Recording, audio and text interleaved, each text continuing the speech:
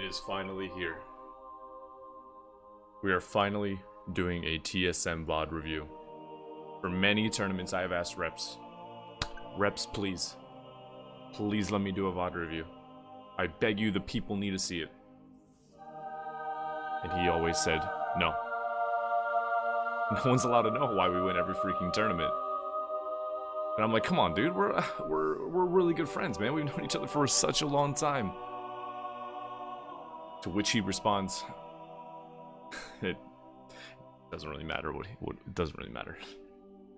Memes aside though, I'm very grateful and excited to bring you guys this VOD review. It was a lot of fun to do live on twitch.tv/hodsic, but I am very grateful because this is the penultimate VOD review. Basically, I've peaked. I am reviewing the team that's won all 5 major competitive tournaments. It doesn't really get much better than that. So big shout out to the TSM boys for allowing me to do this. It means a lot to me, and I'm sure probably means a lot to the people that like to watch these videos. So I'm excited to jump into this one. So this VOD review is really interesting to do for many obvious reasons. The big one being really diving in and looking at just exactly what makes TSM that much better of a team than everybody else, that they win 5 tournaments in a row in a BR setting at that. You know, it's one thing to win an esports tournament in a different kind of genre where it's a locked kind of like 5v5 matchup between teams and then they advance to the finals and eventually win. It's another to do it 5 times in a row in a battle royale with 19 other teams, at least in the final series, but within, I guess, the Apex tournament format, 60 to 100 other teams. So to be able to pull out 5 victories in a row in this kind of format is very impressive, and it was fun to kind of dive into that and see what makes them really tick. When you get to this high of a level of gameplay, it's not the best answer to just say, oh well, I mean, they win all the time because they just outshoot everybody or they have better game sense than everybody. Typically all the teams around the tippity-toppity tier of teams are all very close to each other in terms of these 2 attributes. So this was a blast to really dive in and dig in and figure out what exactly makes them tick and what makes them that much better, because there has to be something that separates them apart. So I had a blast doing it. I definitely hope you guys learned something with it, and if this is your first time here, which I'm sure there's going to be a lot of new faces that this video brings in, welcome. Don't be afraid to subscribe, because I do have a lot of this type of content if you like it at all. If you don't, hey, more power to you. But I'm gonna stop beating around the bush. I hope you guys all enjoy the VOD review as much as I enjoyed doing it. This is a really good one, so have fun. That's your fault for playing Animal Crossing. It's your Alright. fault. You're the one that beat me. Okay, VOD review time.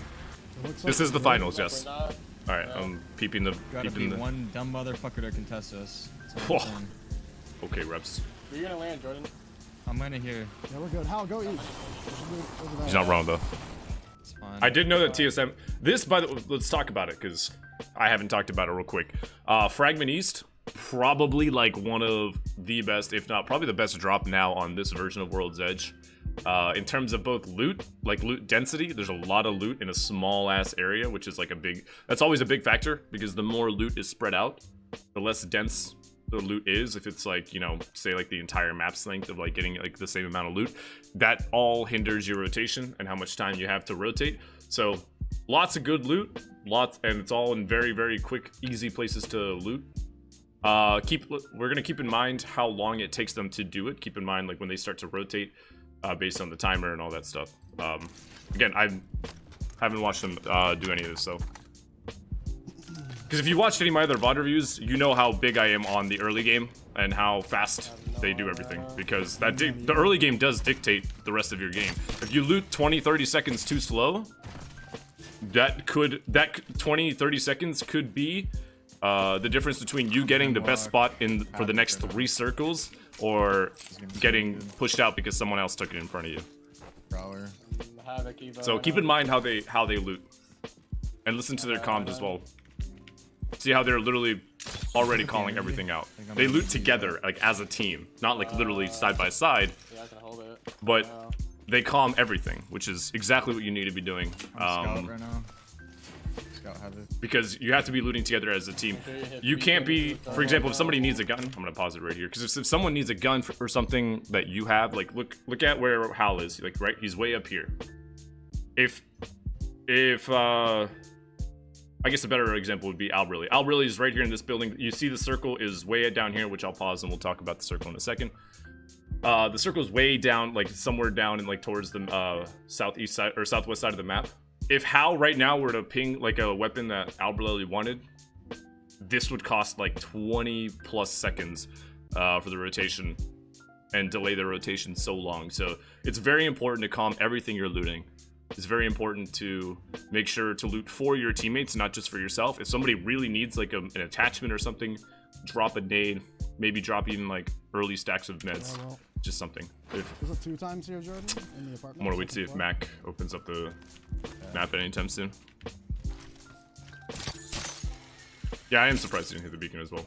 But maybe this, I think he might get it on the way, on their way back, like into the rotation, which is fine. It is really good to do right away, but one of the strengths of Fragmentese is it's right in the center. I'm assuming part of the reason he didn't tap it right away was because he wanted to get loot to see if he would have to fight. Please open the map. I know you're looting. Yeah. Does anyone These need are a really purple close. bolt? No. I need my Eva. Okay. I think it's that one. But see, look at that. Like, look at Hal, for example. Like, he was way back here a second ago. When Mac was in this building, Hal was down here. Mac just went over here for, like, to hit beacon and then loot over here and look where Hal is already. And I'm not, like, this isn't at all critiquing them. I'm just trying to kind of, like, paint the picture to you guys how important the early game is and how fast you are. You know? Hal being up here and being able to scout rotations from up here, like way ahead of his team, is a lot better than being like back here. So it's very important to be very, very fast and concise in your early game looting. Everything needs to be plotted out if you are an aspiring team, or Okay. or if you're an aspiring team, if you're scrimming and competing and you want to get involved in these tournaments. Okay, we go back for that. It's very important, again, like I said, to plot everything out in your early game. I'm down to play thermal. All right, so thermal station.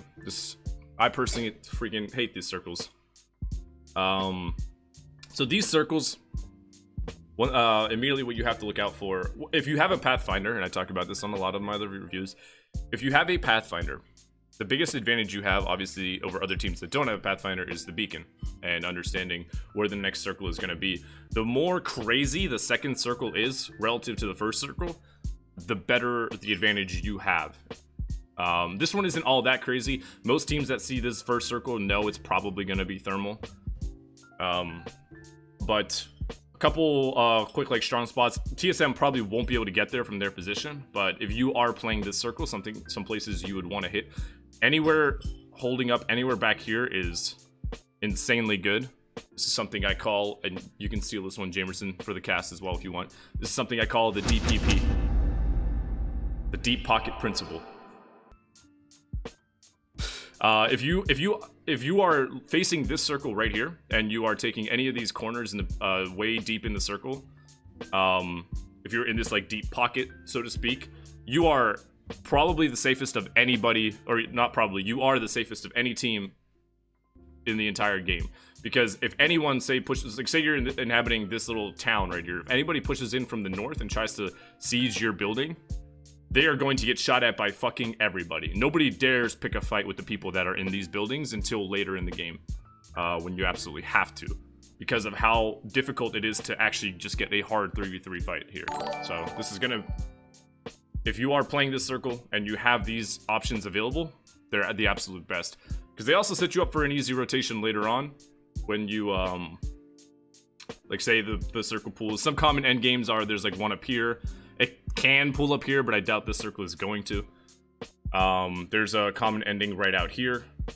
I believe there's one out here as well. But if you inhabit either of these like two areas, your back is fully safe and secure from basically any rotations. So not only is this good to make sure you're just on like the outskirts of everything, no one's actually actively pushing you, it's also very good for securing a later game rotation. But let's talk about TSM in particular. I don't know. I used to know how they play old fuel depot, so I was able to like kind of like predict their movement. This is the first time I'm seeing them compete like on this map in particular, so I'm not sure what spots they like to play exactly. If you're coming from this angle and you're going into a thermal circle, this ridge line is always a very good place to play. Later on, this choke is very good to play because you will cuck any other team out here. If you are trying to rotate in and you can't get through this choke, this will fuck over so many teams. So basically, playing any of this is very strong. And again, this is like a good play to secure your back. Make sure nobody ever rolls up on you when you're not expecting it. So I'm assuming they'll probably fight for any of this right here. You can play deep. Deep is good, but you know you always have to be careful. If a team happens to force a fight, everybody's gonna shoot at you. But I imagine they want to go for anything right here or like maybe right here. This is like what's realistic for them. Also, huge gamer, thanks for the host. Yeah. Whew. Breathe. We can get the west side. I think we play that. Left side. Actually, isn't it ending here? Like we've seen that ending like 6 times. Yeah, Shouldn't we try to get something like beacon? that. We can. You can take that, or The deeper they can get, the better. My prediction was just from like potentially what they can play. Wow, there's already teams fighting. That's crazy. take like one of the stairwells, like south of thermal. Yeah. We're just gonna take the balloon. I'm trying to catch up to you so I can give you the self-res. That's fine. Don't worry about that. Odd should be a commentator. This shit's not even looted. Not up to me, Bobby. Yeah, Fnatic So, isn't but here. don't. Yeah, don't. Any advice on holding that ridge line and having enough it's on presence on the- each side to keep my team from getting sandwiched? What's first off, Better armor. and I say, even though this might be obvious to some, I say you have to run Watson for something like that, because not every team actually does run Watson. But when I'm assuming you're talking about this ridge line, right? Like right here. If so, actually, let me see where they go first. It's not easy. Anytime you have to spread yourself out, it's definitely not easy, but it is doable. We're fine so far. We're gonna just take the zip across. Perfect, actually. The one on the south side of this wall, yeah, so this ridge. I love how strict they are with early game. Yes, they are absolutely one of the best teams to do it. Alright, so advice on how to hold this, right? So a team will be holding this eventually, right? As per the circle, they have to hold this whole area. It is very difficult, but you can do it. You just have to be super, super fucking disciplined. So the best way to do it, anytime you're holding an extensive area like this and you want to make sure nobody is there, first off, if you have to be objective with yourself, if you're a team that isn't that great at putting pressure on people in terms of like actually hitting your shots to like a relative degree that like people are scared to push you, this is going to be very hard and you normally can't make plays like this. This is why only mostly like top teams can hold massive areas, is because anyone that rolls up on them, they are just going to beam before they can even get there, right? If someone's trying to push you and siege you and you aren't hitting your shots, then you're spreading yourself too thin, basically. But anyways, the best way to do it is to put extensive, basically split probably half of your Watson traps on either end. Like early on either end, for multiple reasons. One, first and foremost, is to show presence, right? If you are a team without Watson and you're playing up in this little ridge right now, like over here, and you don't have Watson, so people don't know where you are unless they actually see you, any team could just run up here thinking this is free, and then all of a sudden you're forced into an awkward fight. So if you have Watson, you split half of your traps like out here, so people at least know you're there. If a team that's not confident in themselves, because they do exist, if they don't want to fight people, because again, there are a lot of teams that play these very scared, as they should, they'll see these traps and they'll just back off and and they'll find something new. If you're a team like, I don't know, Sentinels, you'll probably push this shit anyway because you want that spot. So what you want to do is split half of your traps on either end, and then you want to make sure you have two people, preferably not your Watson, your Wraith and whatever, or Path or whatever, on either end, never ever taking their eyes off of their area. Because a lot of teams, what they tend to do is, you know, they'll split up, they'll watch all different angles, and then as soon as one person on their team's like, oh, I'm beaming this guy, like, I don't know, hit him for like 150, one person's gonna like slip and be like, okay, I'm gonna come try to help maybe get a knock. That's great and all, but that's how you lose terrain like this. Every team that wants to push this is gonna wait. A smart team that wants this is going to wait until you are actively fighting or hears at least 2 of you actively fighting in another direction, because then they know you're distracted and they can gain ground on you. So you have to make sure your teammates are disciplined and only watching what they are instructed to watch. This falls on your IGL to call this out. What you can also do if you aren't a team that's comfortable with splitting up and playing elevation like spread out like that, what you can also do is same thing, set your traps, again, just as a presence, like so people know you're there, but set them in a place where they have to shoot them. I know that you're probably like, well, hodsic, that seems obvious, right? Duh. But no, the reason is if they don't run through them, which they won't probably, but if they shoot them, that's another way for you to know, fuck, someone's coming, and we have to do this. So you can hold up here and also play this, but you have to make sure your traps are in a way that like it kind of forces people to shoot them. Because like I said, then you will know that somebody is coming, and then you can further prepare for that fight. But that's like the 1 of 2 ways. That's the 2 ways you would hold this ridge. What are we going for? Are we going for dome? Like on beacon? I think we should go down. They're going for dome is a very strong play here. Again, the deeper they can get in right now, the better. But look at this. First circle's not even closing. They dropped fragment east, which is obviously like pretty center of the map. But just look how fast they are. They are already here. There should be so many teams technically like ahead of them here. Yep. Need to grab that. Look at this. This isn't even looted. And notice the discipline right there. He doesn't even stop to loot it. None of that shit. Most teams would stop and be like, oh, maybe I could find a blue armor or a better mag. Like he's got gray mag, white armor, right? But this is something you're like throughout this entire VOD review. Pay attention to just how they handle loot in general. They are so like selfless. They don't give a fuck about loot.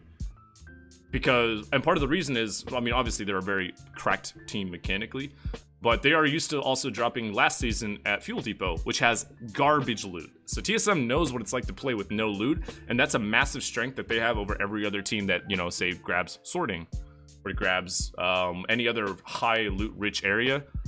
You know, it's a lot. The game is a lot different competitively when you don't have a lot of loot, and them knowing how to play the game with no loot gives them such a fucking edge over everybody else. I think they jumped off height. Yeah, come, keep walking. Oh, reps opened it, but They just jumped off height. Right there. that's always scary. Finding a blue that's not looted, that means the team you're going against is probably kitted. You should grab dome. Alright, so them getting this is very good. They're going to be right in the middle, as you heard them call. One of the main reasons they took this, as like I said, as you heard them come, is they thought this is probably going to end out here. So this is the reasoning on why they took this building. Yeah, I don't know. We'll see. We're gonna have to hit Someone beacon. winning? This beacon's going to be tough to hit. I'd be very surprised if they even get it off. On this zone. No, We have can't. ultic cells or no? I don't have any. I don't have any. How are you guys on meds? I'm 12 and 1. I'm 4 and 1. That's part of the reason Mac didn't stop anywhere, because he has most of the loot he needs, to be honest. I'm 6. I'm 6 and 1. Hey, look it out below me. Yep. Good pick, Al. Team Liquid Casper. I believe they dropped Drill Station. So this is like a prime example of like a team that they dropped Drill and Train, and they also have a balloon to rotate here. This is a prime example of a team that probably should have been here before TSM. Be careful. I feel bad though with Casper. I'm gonna portal for that. I'm gonna here. Always very smart to do. I'm gonna portal If for you that. ever, this is very smart for all you aspiring players out there. If always assess, if you're the IGL, for example, or if you're just the Wraith player, always assess the amount of time that you are probably going to be holding your building. They're cozy as fuck. They know they're going to be in this building probably for the next like 2 or 3 circles, assuming nothing changes. So what they're going to do, feel free anytime as a Wraith to portal for loot. That's exactly what you should be doing, because there's no reason. Otherwise, like, there's no reason for him to hold on to portal. No one's going to push this building because it's right in the dead center of everything. Anyone that pushes this building is just going to get chipped at by other teams. So him portaling for loot here is insanely smart. It's like a basic pro play in higher tier play. I don't know why I said that so weird. It's a very basic strategy, but for those that don't know, there are a lot of Wraith players that hold on to their portal until they absolutely need it, and you don't need to do that every time. But a lot of that comes from your assessment of how long am I going to be in this position. The height right now. When they say I'm 4 and 1, what are they referencing? The first number, the smaller number is typically going to be, every team has like a different way of doing it, but the smaller number is typically your cells. And then the bigger number is typically your cells. The smaller number is your batteries. So if they say 4 and 1, I'd have to back it up, but I'm assuming you meant like 4 cells, 1 bat. I'd say that is a very like small min-max thing to definitely learn for teams, for your own team. I mean, I kind of thought it was that one, but I I don't know. don't think so, bro. Like, I'm not fast forwarding this because I want to listen to their comms and how I they're haven't planning. seen that one in a while, so This is why I'm just kind of sitting here and watching this. of. This is why it's nice to do teams that speak English, and why I mainly do those, because this is such a big part of the game that you don't see when you're just watching like the broad stream. You don't see this, right? Because you don't hear the comms. But every team does some things for a reason, and I'd like to know what those reasons are. From what I see, this does not look like. Also, a small thing, but this is worth mentioning. If you're ever holding a place that has, and you're Watsoning up doors, do make sure you're holding the doors, because it definitely it's a lot easier for you to play on a door and like scout people and look at them for information, versus if somebody shoots your door open and then they get destroyed to your Watson fences. You can't peek that door as easily. I'm not worried about the door. I need to figure out. Yeah, I can't vote. Building Dorito. I think Dorito building is open, so if we Let me know how that move, is. we can move the Dorito. Yeah. I mean, it probably is. At the same time, absolute calm. It's a lot easier to just say Devin instead of P-Fitter. That's a lot more syllables, so I think that's part of it. Because Timmy is a very min-maxy type guy. So I wouldn't be surprised if he did it, if he just instinctually does it because it's less syllables, you know?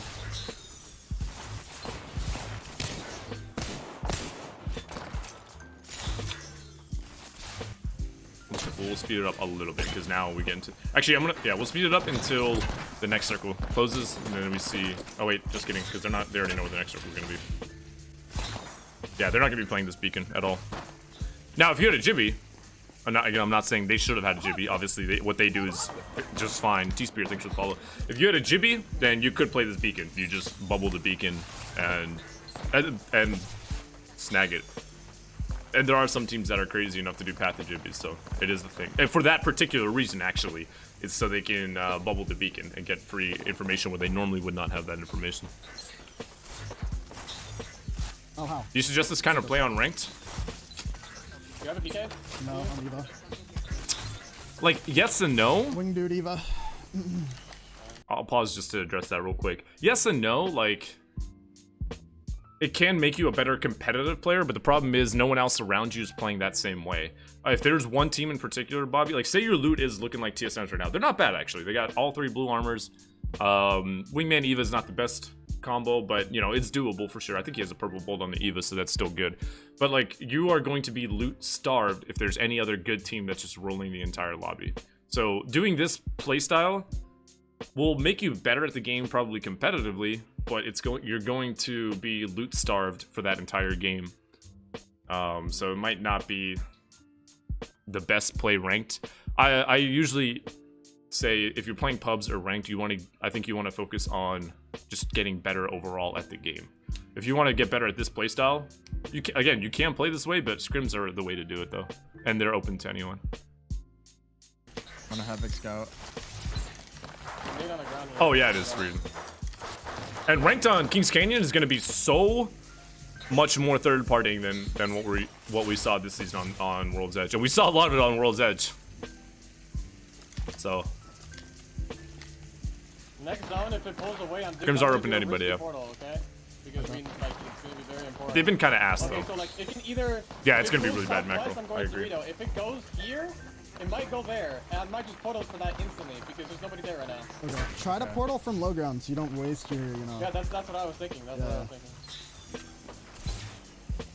Notice how, again, I talk about this a lot, particularly with the good teams. I think make my window up a little bit more. But no, if you are an aspiring IGL out there, every time a new situation or scenario is presented, you need to immediately be laying out to your team exactly what they need to be doing. You see Hal already talking about rotations that he wants to do. If it pulls certain ways, which way he wants to go. This is like it's a small thing if you're just sitting there and watching, but it's a very important thing because if none of that's communicated, by the time they have to actually take action, everyone's going to be doing their own thing. So this does apply to like ranked as well, for example, and you have to have teammates that actually listen to you. So good luck with that. But always, if you're the IGL, or if you want to get into a more of an IGL position role, if you want to be more of a leader, start taking action in terms of telling exactly what your team needs to be doing in every possible situation that you can actually see. That makes sense. So now, as the circle is closing, obviously they want to try to get any picks on teams rotating in, but they're not in the best position to do that, so they're just gonna basically hold their ground. But notice like the discipline, right? Reps and Albrily never. You see a lot of teams in these situations like just bouncing off the walls and shit, wall running, doing stupid shit. Notice the discipline though. Hal is constantly running around trying to see what the next move is, while Albrily and Reps are just holding the doors, making sure they don't get blown out, and just keeping a keen eye on the teams that they need to focus on. Don't ever like perfect time to pause. Don't, when you're in like a situation like this where you're just trying to get information on teams around you, there's a lot of teams, especially in thermal circles because it's so open, that I see so many teams like for example, if a team's up here, they'll be fucking shooting a team when the circle's closing. They'll be up here in the same circle shooting a team that's like down here. It's like, brother, you don't need to be wasting your time with that. You need to always, when you're in a spot, holding a spot like this, you need to always make sure all the manpower that you have on your team is split up and their attention is directed towards everybody that's a threat around you and only you.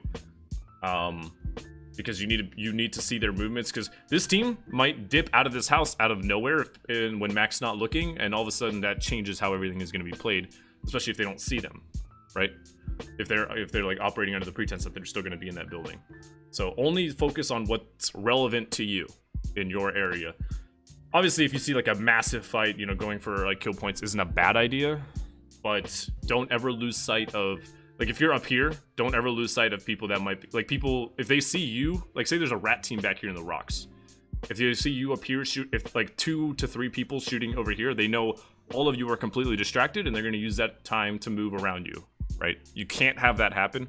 So this is very, very disciplined play from them to just stay on the doors, let Hal scout everything else out and plan out for the rotation ahead. Very disciplined. If I make a portal, if we have to move, you need to be ready to take that shit instantly. Yeah. It's gonna be like Another important call. of who gets the spot. Yeah, I'm gonna rotate off the store at 10 seconds. Look at that. Notice how everything, all of their timings are so particular. No, take note of that. Not a good sign. Rotating in Apex and BRs in general is all a matter of so many small crucial seconds that if you miss certain windows of rotating, your game is going to get fucked. And they understand that, so.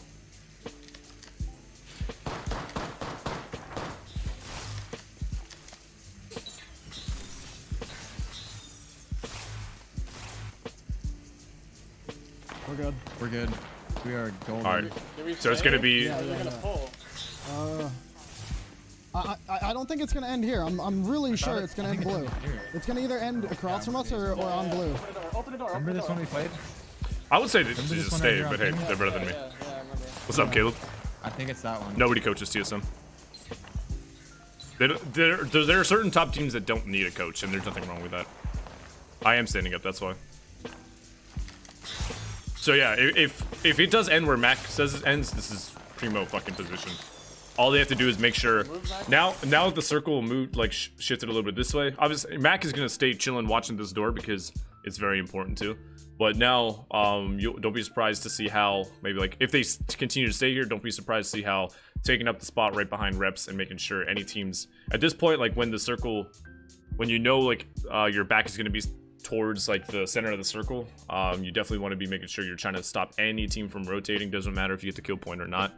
Can't really do much from this position relative to this circle, but you know, if anyone's like running through the middle of thermal here, they need to be there to try to stop them. You know, you can't, if a team's like right here and they want to get like underneath you, especially, so teams do want to sometimes play right underneath this building and co-hold it together. I doubt Reps and Hal would allow that. Unless you want to block my door. It can be tough in these games when you're just sitting here doing nothing. You can get cold. Portal shit.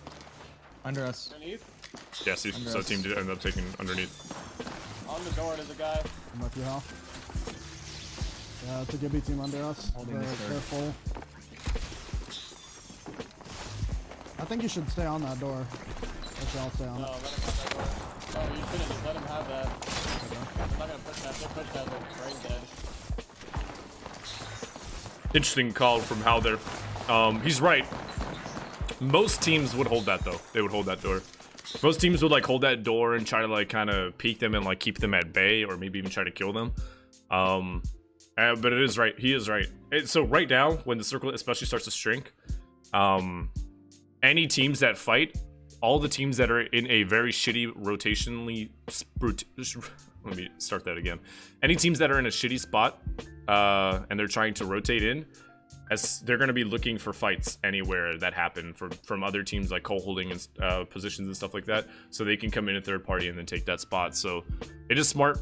Hal is 100% right. If they do push that, they are very silly. Doesn't mean it can't happen. I'm going in blind, Tyler. I have not watched this. Someone's climbing or something. This guy just arced my door off. See, notice how immediately when they lose, this is why it's important to hold the door. Notice how immediately, now that there's no door, how differently Mac is forced to play.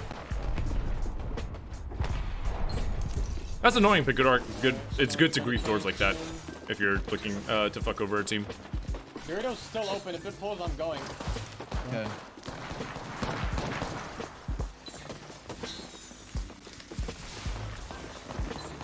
Blue Jordan. Alright, oh my god, what the... I have not seen this one in some If time. you can get us to that wall, we at taking least this we'll be fine. Photo's horrible, but take it. I'm gonna make a zip so we can get the cover. You're just walking Dorito. Take it back. What do you fucking mean? I can't. I'm going back. I have to heal. That right there is exactly what I was talking about, how important it is to calm every little detail with your portal. If Reps and Mac, I mean, realistically, Reps and Mac weren't able to like sit right on that portal because it was right out in the open. People see that people will see that he's portaling. They're gonna focus this team a little bit more. But that right there is those the example of those like crucial seconds of being able to take the portal immediately when you can. Reps and Mac didn't necessarily do anything wrong. It's just like Hal said, it's a portal in a really shit spot. They had to act quick if they wanted to. Hal made the smart move of calling it off. Hal was safe, but Hal saw that Hal knew that his team was gonna get fucked here, so he calls them back to make sure to go back to the portal. So that was a very, very big brain IGL move right there. They took our spot, man. We gotta take it back. I can't. I'm not with you. You have to come back. Come back. Yeah, you just, at this point you have to come back force to it. Just Mac. come I back. made you a zip. You can get to me. Hal. Can we get Jordan up? Come over here. Wait, I might be safe. I might punch me in. I'm sick. Grenade. Oh, nades. Oh my god, Leave nades. him.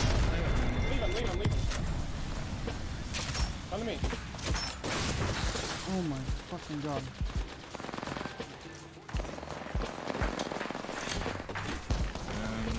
So, obviously, we got to talk about that portal because that's where everything was centered around. So, as Hal said, no, it wasn't the best portal.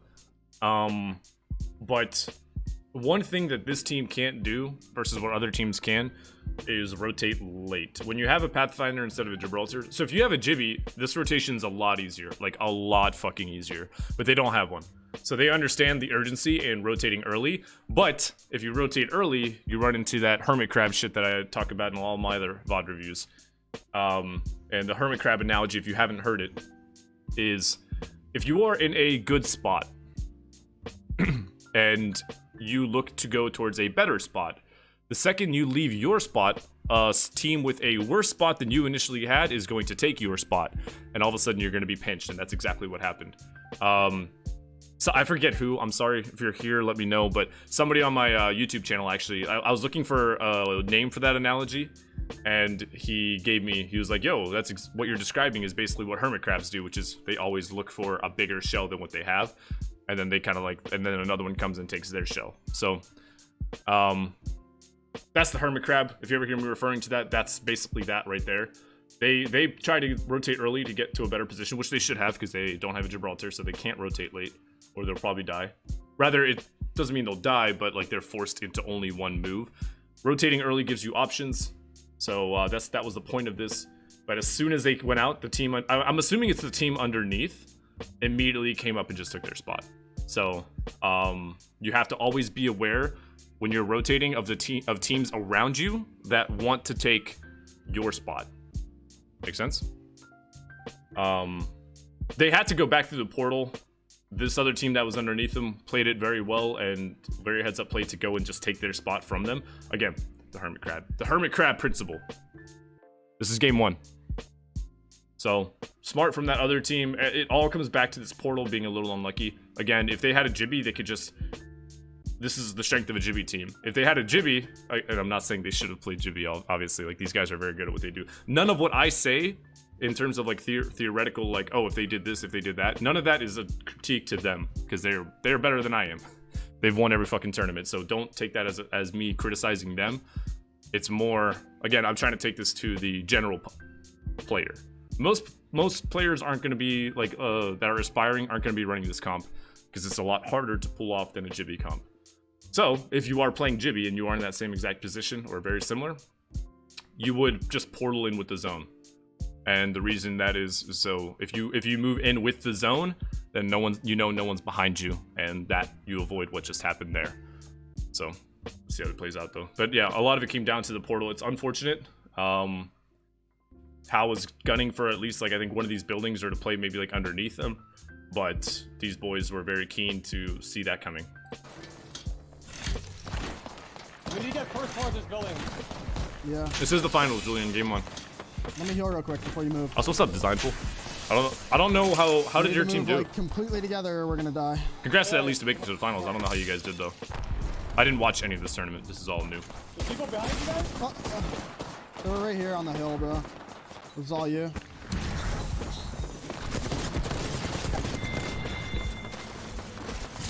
Yeah. Once you get picked apart, then it's just a fucking play for yourself fest. Oh. Did you guys just crash out? No. No. I just crashed out. Okay. Processing game logic. Esports ready, Code nut. by the way. Okay then. Well, I don't know how they end this game. That's unfortunate, but I mean, I'm assuming Ratmaster Hal at least pulls them out like a decent placement, but okay. Fuck. They placed 13th, okay, yeah. Alright, well, we're just gonna go to the next one. Panic. Well, I couldn't come back. I do like to hear this My part. grapple was down because I grappled to get to cover. So then you guys were in a position to take the portal back, and I wasn't. The classic path grapples in as the call to go out, or to go back. Goes out. Yeah, that's unlucky. The portal, that all stems from the portal. So Wraith players out there, make sure you're putting your heart and soul into your portal, and make sure you are putting it. Even if it's like even if you can't get a good spot, sometimes it's better to make the portal maybe not go as far, just to get like it a little bit safer. You know, you don't always have to use the full 100-meter distance. What matters most is that your team comes out alive on the other end, and at least comfortable enough or with enough seconds to breathe to fight. You saw, again, yeah, I mean, he's right. They panicked. And that's all stems from the portal. So, unfortunate. Good rotations, very fucking fast rotation. Too, bro. Wow. Damn. And I think that's what Hal was going with, too. I think you should have jumped off the... I was just about to say that, actually. I was going to say, one thing, in order to... Always when you're thinking... in terms of Wraith portal, when you're like, all right, I need a portal like here, whatever, but it's a little too far. Sometimes, like, you don't always have to start the portal from where your team is. Sometimes you can just jump down, like Reps is about to tell him, probably. Start your portal a little further out from where your team actually is sitting. And if you don't know, again, if you're an aspiring Wraith player, one useful thing to do is ping exactly where you want to go. The Wraith portal lasts 100 meters in terms of distance, or movement, actually. It's not like a straight line. 100 meters traveled is how Wraith portal works. So if you can't stretch your portal from where you are, move up a little bit and start your portal somewhere safe, and to get that extra distance, and then go wherever you need to go. I think that's what Reps is about to tell him. I was just about to say that. Our building when you started the portal. Yeah, so you should have jumped off down and then started down there. We would have made it to the wall. Yeah, I was also gonna say that too, Reps. that would have allowed them to literally get onto the fence pretty cleanly. However, when you put a portal like that in a small little cover area, such as that wall, it's good for your team to get in there, but if you are the team that's taking it, be wary of nade spam. Usually anytime a portal is close to teams, out of sight, out of line of sight, but within the area that's nadeable, get ready for nades. But that would have been a better idea, for sure. Reps is 100% right there. Yeah, you didn't start from low ground. I wanted you to start because from, we can like, just jump underneath. off and then make it easily. Yeah, you needed to start right. from, you know, like the hard cover underneath. Yeah. Yeah, you had to start it from there. Alright, well, that's that for game one. This is because TSM is so good at, like, mitigating a lot of that RNG.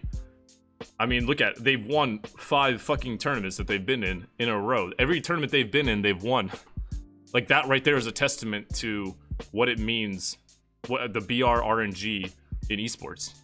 They won 5 fucking tournaments in a row that they've been in. Like, that's... You don't just RNG your way to 5 tournaments in a row like that. Like, they understand how to mitigate it. They understand how to work the odds. That Jibby team that Hermit grabbed them was below them, though, weren't they? Yes, ace 90.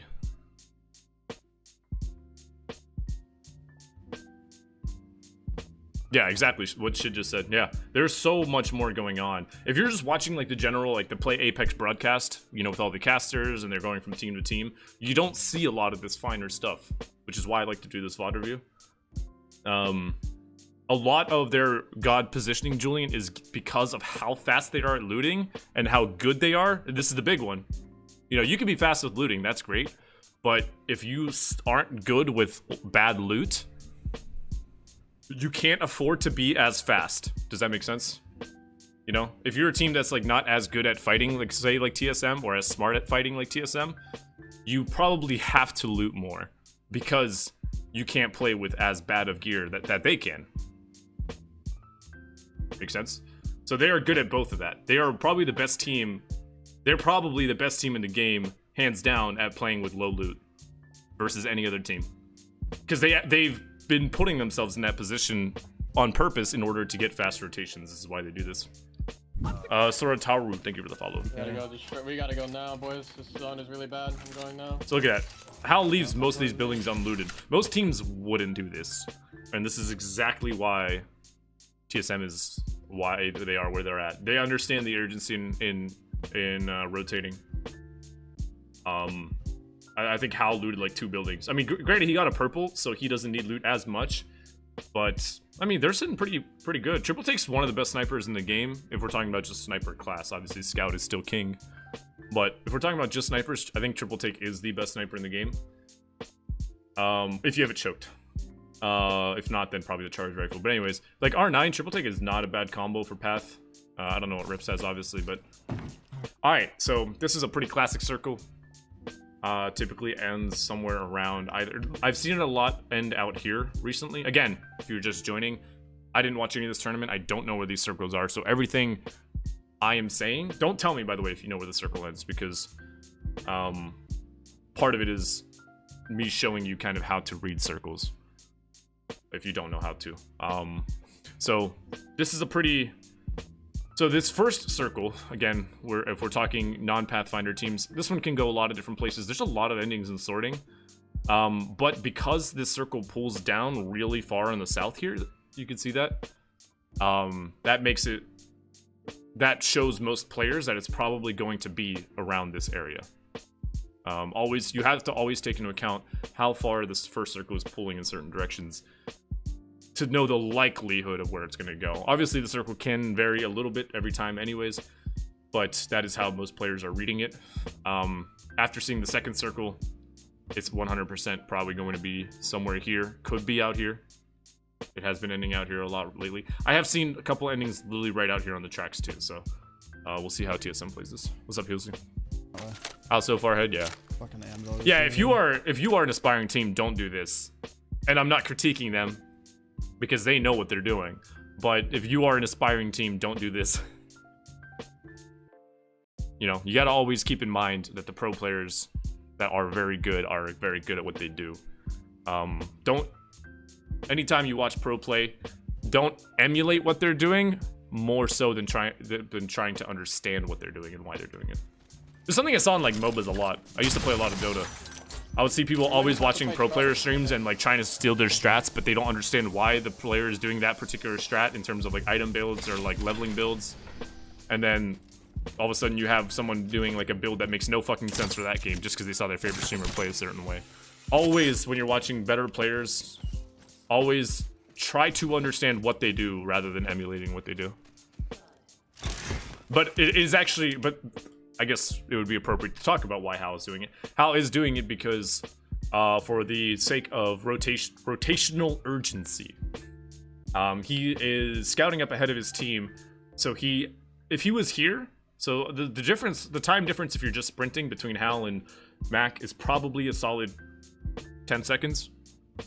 Again, like I said last game, those small like 10, all it takes is like 3 seconds, 3 small crucial seconds for you to not be able to get into the rotation that you want in the position you want. So Hal is doing this as a means of scouting ahead and making sure that before his team gets to where he is, he knows that something is open, right? He's buying himself more time to figure out what his team needs to do.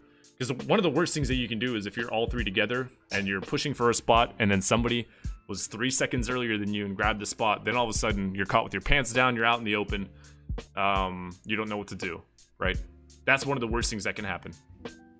So that's why Hal is doing it. I guess it would make sense. In a VOD review, it would make sense for me to explain that, right?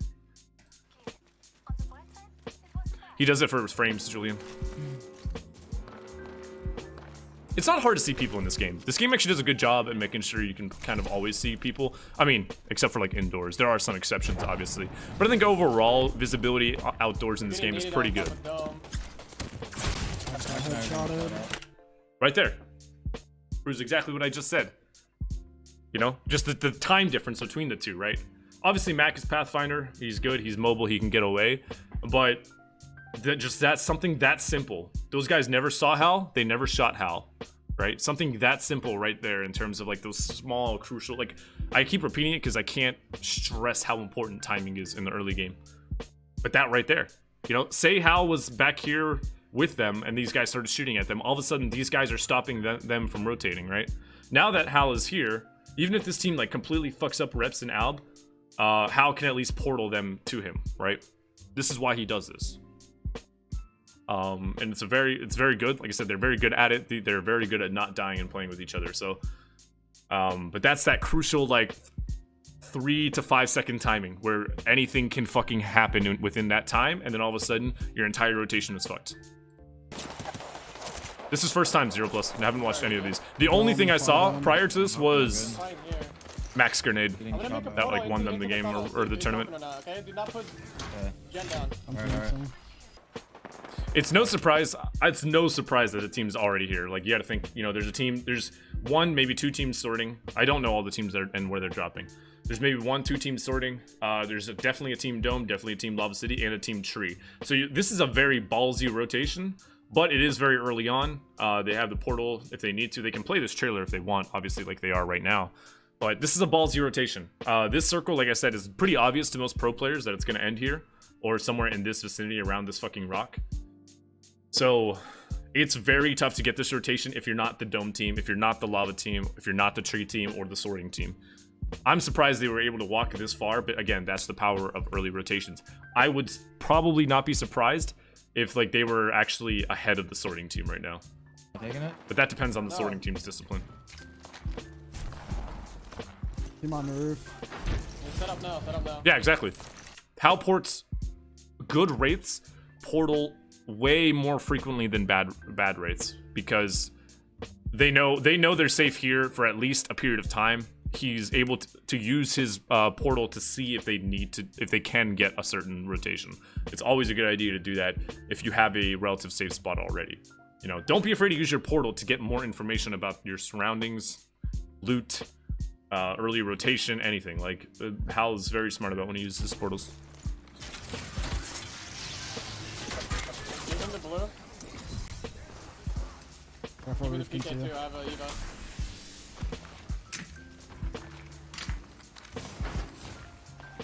Armor swapping is always smart. You always want, if you're running Watson and Path, you always want your strong armor to be on Watson as you're rotating. They're portaling. One shot. The Wraith is one? I'm getting shot from roof, I can't. Roof is moving on us. They're portaling. I don't know where roof just portaled. They portaled onto us. What's up, Swag? Watson one, fight this. Huge call. Path hit 50 purple. Path is one. I got path. Wraith on roof, 75 gold on roof. Push him before he heals. He's batting on the back. I'm healing, bro. I'm healing right now. That sucks. It's up to you, how I'm healing. What is Snipe Down's team doing? One shot snipe. That is a really dumb He push, I'm gonna be honest. He took port. Get in. Get in. I would expect a little bit smarter play on that. That is a really dumb What the fuck is push. Snipe Down doing? I'm gonna wait to see if this fight is over. Oh, he got down. Gotta Actually. get that armor. Good job, Kevin. Good shit. Jordan, give me your white. They just all died. They all just died. All right. Let's talk about this for a second. How initially, so one thing that kind of sucks about them being holed up in this trailer is, and I think this is what Hal is trying to prevent right now, is Hal wants to play up here because he can always just queue back, right? He's safe. He wants to play up here, so teams purely for one, information, so he knows what's going on around him because of this awkward hill, and two, he's playing up here for presence. You know, it's very important, any position you play, if you don't want to be pushed, it's very important that you make your presence known. There's a lot of fights that happen in scrims and the pro scene from teams that just don't do a good job at showing their presence, or maybe can't because of their gear and like med economy. And then all of a sudden a team awkwardly runs up on you and they have to all in because they didn't know you were there. And then all of a sudden you're both dead. This was a heads up play from Mac here. So while Hal was, focusing over here, Mac obviously realized he can't fight that, so he's trying to hold back this team from pushing. They end up pushing anyway, which is really stupid. Yo, shoot, below me over here. One of the reasons that these trailers are typically good is most of these trailers on the map are in like a very open part of the map. They're not like the best place to actually hold in a 3v3 fight, but most of them, this one included, are in a spot where if anyone pushes you, everyone's gonna start peppering these guys. So this is a really dumb fight because this is such a bad spot to push because of how many teams are around you. I don't really know why they took this fight. I want to talk about the comms though in this fight as well, and the importance of comms, and the difference between TSM and a lot of these other teams. The Wraith is one? Not like these teams. Like these teams are know this stuff. Roof But is moving on us. They're portaling. I again, don't know where Roof just portaled. a lot. So before we look at what just happened here, a lot of what you see teams do when they kind of lack leadership is they'll just, they'll calm all their stuff, they'll calm like their damage and what they're doing, but most teams don't actually calm plays. They don't calm what to actually fucking do in the fight. They'll just be talking they'll be saying their own damage, they'll be saying maybe where they're moving, but they'll never actually be like, yo, do this now. This is a really good call by Mac to make sure his team is on the same page, because obviously even though like say Mac's doing a lot of damage, maybe Reps or Hal are missing all their shots, and then in their minds respectively they're gonna be like, well, I can't push on that because I just missed all my shots. But Mac putting down a lot of damage here, realizing that they could be a little bit weak, makes a really good call to just push this team, like push the fight, because a lot of these Apex fights like this, you kind of dance in this like awkward ballerina. Yeah, ballet. I'm stupid. You're kind of in this like awkward ballet of like when you're fighting each other and like kind of trying to get a knock. Like, oh, do we commit to this? Do we not? Most teams don't know the difference and when to do that. And a lot of that literally comes from just leadership of one person go, yo, push this shit. We fight this. So this is a really good call by Mac here. They portaled onto us. Yes, Sharks. Watson one, fight this. He makes the call. Reps pushes up with white armor, but he trusts his teammate and his call for him to know that, hey, I bet you if Mac doesn't shout fight this, I bet you Reps doesn't go through the door like that. Not saying Reps did anything bad. That's the trust in the comms right there, and that's why comms are so important in this. 50 purple. Path is one. I got path. Wraith on roof, 75 gold, 75 gold on roof. Push him before he heals. He's batting. He's batting on the back. I'm healing, bro. I'm healing right now. This hurt my soul. Him doing like decent damage to a gold Wraith and then knowing that he's gonna get that health off. He basically got knocked for free because the Wraith just heals that shit up. Take gold out of competitive. Should not be in there. This is actually something I did tell Respawn. But yeah, that sucks. This hurt my soul to see. It's always the worst when you try to like go aggro as fuck on a gold player, and then all of a sudden you get knocked and they just heal all that up for free. It's up to you how I'm healing. What is Snipe Down's team doing? Yeah, it's just a really dumb fight. One shot snipe. For the same reason that they're on a strong spot up here. Again, this is the hermit crab thing I was talking about, and I constantly bring up. They're already in a strong spot. I'm not sure if they wanted like. I'm not sure if they thought like TSM was up here and they wanted to take their trailer from them and then push them out into an awkward spot and fight them, or if they wanted to just grab this spot. I can't imagine they wanted this spot over the rooftop, to be honest. But this is a really dumb fight to force, because then you just die like they did. They just got third-partied. I don't really understand the call on that. They're already in a strong spot. I'm assuming I wouldn't be surprised if someone, hermit crabbed their spot and took it from them. One shot snipe. Where? He took Yeah, port, exactly what he took port, Jamerson he took said. port, get Inside in. knife. Yeah, every team knows that the teams around them at this level. Like, they also know that there's a team here. I don't understand why they push that. He's looting over here. He's looting over here. I got the Okay. first Okay, one. right now. good. Gold, because that is just, like I said, that is not the play. I need heavy, loot heavy. That just Heavy on the body outside, but That it's just like gave TSM they're focused on it right now. We really can't do good loot. anything. Well, better loot than they had. We need to wait. We need That to just wait. increased TSM's chances of doing better in this game. Yeah, they're shooting our gen right now from the fucking tunnel. Yeah, it's so annoying. He almost died for that. I only have 40 heavy. I'm gonna go loot for you. Okay. I got 200 heavy for you. Yeah, Nice. that definitely tends to I happen. have everything. They're Ace breaking 90. all. No, there's no light. I'm dropping cells here. 4. Dropping some 2 more. All right, boys. After this sparkling water, we're tapping open the beer. Feeling good. Jordan, what are your guns? Flatline Eva. Take my scout. For the Eva? For whatever, it doesn't matter. Don't take 4. I tried to 4 for Do the. you not have any white? You can have that mag. 150 Do you light. not have any white? There, Yeah, he's dropping me. that's all I can give you. Is there more shit on the body? No, I don't think so. Okay. We need to like set up, like put fences outside and shit too. Like don't sit in the fucking truck. And that's presence right there. And that's what Hal, I think, was initially trying to do with him peeking over this hill. Is, again, play for information, play for presence. Make sure people know you're here. You don't want teams running up on you like that if you're in a spot like this. Like, yeah, you might win the fight, but there's so many other teams around him that are also like, if any fight happens here, like it did, but it was a lot bloodier. Like if like Reps also went down, I bet you this team would have pushed out here. They would have portaled to clean up this fight. So, excuse me. That's why presence is really important. Again, so people know you're there and they don't just run into you and all of a sudden force an awkward fight. You can snipe them back. I'm 10-4 right now. 10-4. What do you guys need? 10-2. 12 and 2. 12 and 2. You have medkits? I have 0. I have 1. I have 1. Okay, hold them then. How about nades? I got 2 thermites, 1 frag. I have 2 arcs, 1 thermite. Anybody need a cog? I have a spare on my Eva. I'm good. Yeah, I just need a light. need a cog? The only attachment on my R9 is a fucking red dot. Oh, really good circle pool here. I don't know. I haven't watched these. This is all these games are I'm going in blind. But really good circle pool here. I mean, it's obviously going to end around here. Like, this much was known. They knew that.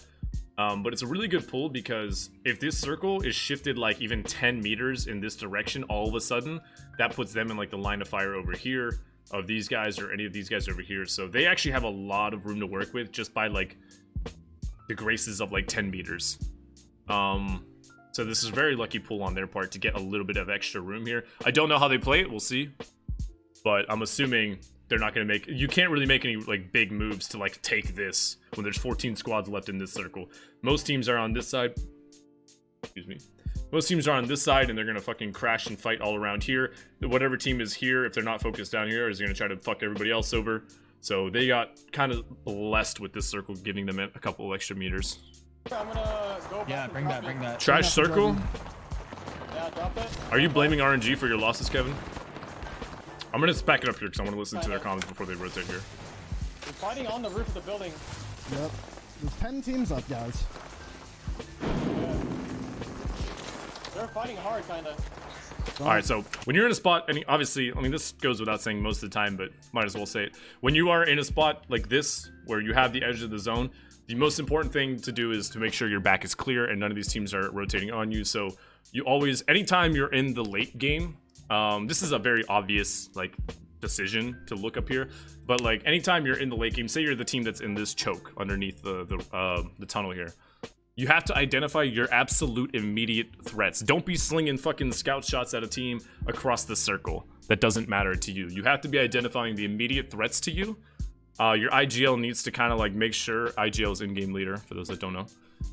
And you have to sit there and make sure that the guys who are your immediate threats are always accounted for and not doing some shit that all of a sudden like they roll up on you or they Wraith portal on you and you had no idea. So since they are technically safe in this circle, their biggest threat comes from any team up here. So what they're basically just looking up here to get any easy kill points if they can, you know, yoinking a quick down, or they're doing it to make sure their back is clear and nobody comes up and takes their spot as they're maybe like looking over here. So always important in the late game, just identify your major threats and make sure you are always keeping them accounted for. You all need to go anything. I'm curious why this is pinged though. There's a team right here on the roof. Are they trying to rotate around? I might have missed that part. You can These come guys to are me, moving Jordan. in. Shoot These them guys in are the moving in. back, I think. Like, send to me, Jordan. You can shoot him in the back right here. Coming with you. Okay, no, they're just holding them out. No, So they're stay over they're there. You need to watch the They're team. moving. Mac, you need to stay over there. Okay. So this is Hal's calling for them to come out so they can get another angle, kind of like so one person, for example, stays here. One person, you always want to make sure your spot's not being taken, because keep in mind, and you're gonna hear me talk about this, so I'm gonna explain it again. Sorry for those that were here, but there's something I like to call the Hermit crab. It happens a lot in BRs, and what that is basically if you are occupying a strong spot and teams see you leave that spot, the teams that are in a worse spot are gonna take your spot the second they see you leave it, which is why Reps and Hal are immediately telling Mac, yo, get back in that truck, like make sure somebody is there. You always need to be showing in a spot, or else a team that's in a worse spot than you will take your spot. The reason that's called the Hermit crab is because Hermit crabs always go for the bigger shell than what they have, and then the other crabs grab the shells that they have. So it's kind of like it's like a fill in the blanks type thing. So you always want to make sure that you're not leaving a strong spot completely undefended, because a team will roll up and take that. No, the IGL is usually done by Reps and Hal, but Mac is the only one that streamed. I can't really see that. Turn up comms. Look at this roof team. Look at this roof team. Yeah, I can't shoot that. That should be good. I'm watching our back right now. Yeah, watch our east. Watch our east. I'm watching the middle roof. Yo, pointing north, right at us. On the track.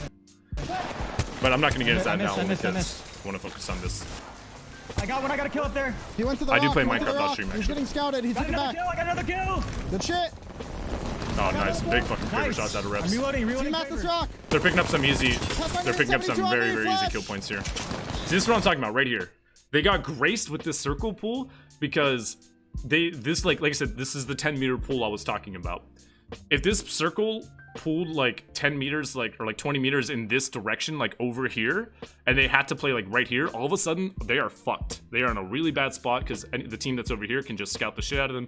The team that's up here is like can just beam the hell out of them. The fact that they got this minuscule 10 meters of room to work with is massive. And they definitely got lucky on that. Not saying this like the only reason they won. And for those of you that are joining, anything I say about like their decision making or what they do is not a criticism of them necessarily. These guys are way better than I am, and I understand that. But you know, they do make mistakes. I just want to like point out like, you know, certain things that to like the public of what they could do better or like stuff like that. It's not necessarily like, oh man, they suck, they didn't do this. Nah, these guys have my utmost respect. They've won 5 fucking tournaments in a row. So I have no... I do not by any means think of myself somehow above them. He's down. One more on portal. He's getting beamed. 150 on the path. He's on ping, left side. Careful, I got Hal. another kill. Nice, good shit. Hal playing Right very on, Jordan, aggressive here, look, just look, to snag look. kills. Very good. I'm meding. Look at that. It went from, I think, 10 squads to fucking 5. This is such a death circle. So, obviously, like, this pool's over here, and they know it's going to pool over here. This is really rough for them in particular because they don't have a Gibraltar. This is a death rotation anyway, but it's made a little bit... Every bad rotation's made a little bit easier with Gibraltar. Again, and that's not like me saying they should be running Gibraltar. They do what they do very well, and they should stick to it. But this one, typically if you're running Wraith, Pathfinder, Watson, you want to try to be more proactive about your rotation than reactive.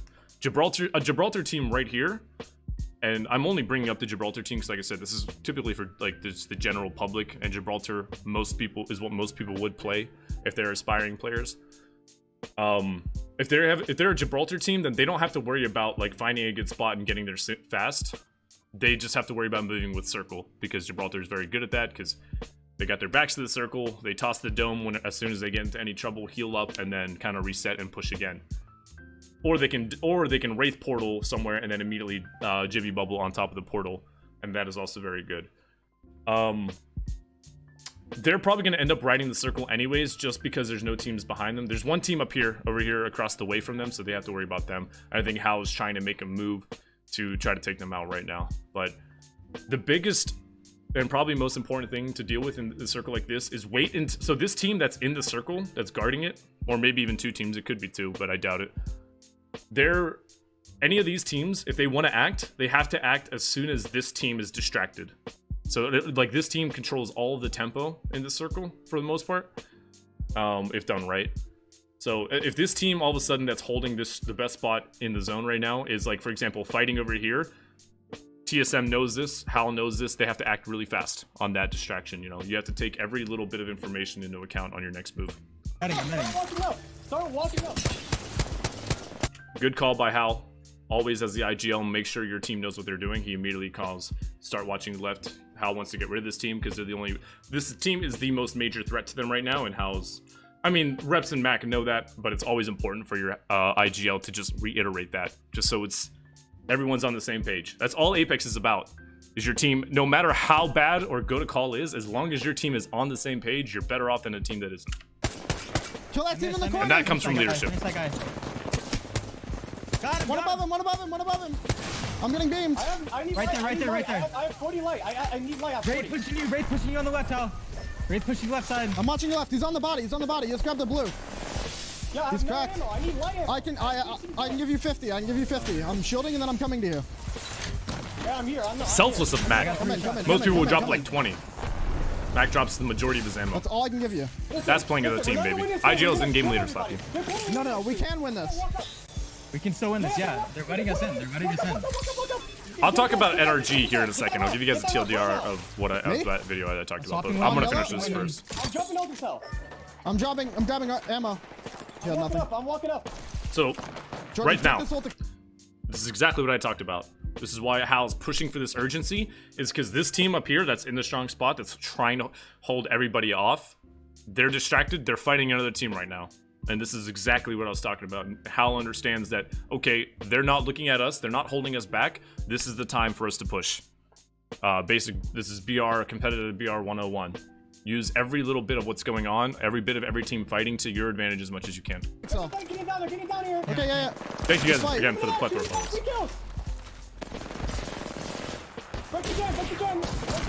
Right corner. I don't know how this fight transpires, but I'm gonna tell you right now, the most important thing for TSM to do, or anyone to do in this kind of fight, is just turtle more than anything. They don't want to commit to anything crazy, as long as they're keeping their health up and picking at this team. Now, because TSM is fighting here, now the team that's on the other end, that was originally fighting them, is also thinking, oh shit, this is our chance, we might be able to take this team out. So it can be really rough to be the team in the best spot in the circle, because then you get pushed from both ends. and it's very difficult to hold off many teams at once. So right now, TSM's best, and TSM, not to mention, they're actually in on this rock too, which is very lucky as well. If again, if this circle was like 5 meters past like the rock, all of a sudden this gets really rocky. I didn't do that on purpose, I swear.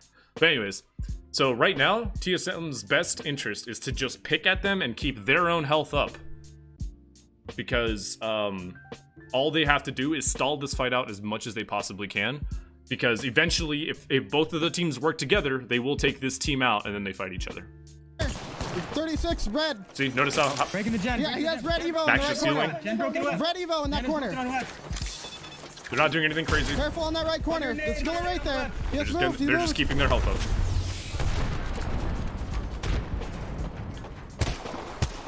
Can we move up? Take this I think rock? we need to move up. We need to Yeah, move yeah, up. Take this On the rock. left. Still got on the left. Finished. I have no light ammo. They're fighting here. I got light. Walk up. Start. 150 on the Wraith. Wraith 1. Wraith 1. Evo. Down. Ping, EQ. Oh, Rogue. There's an Evo Wraith. That's 1.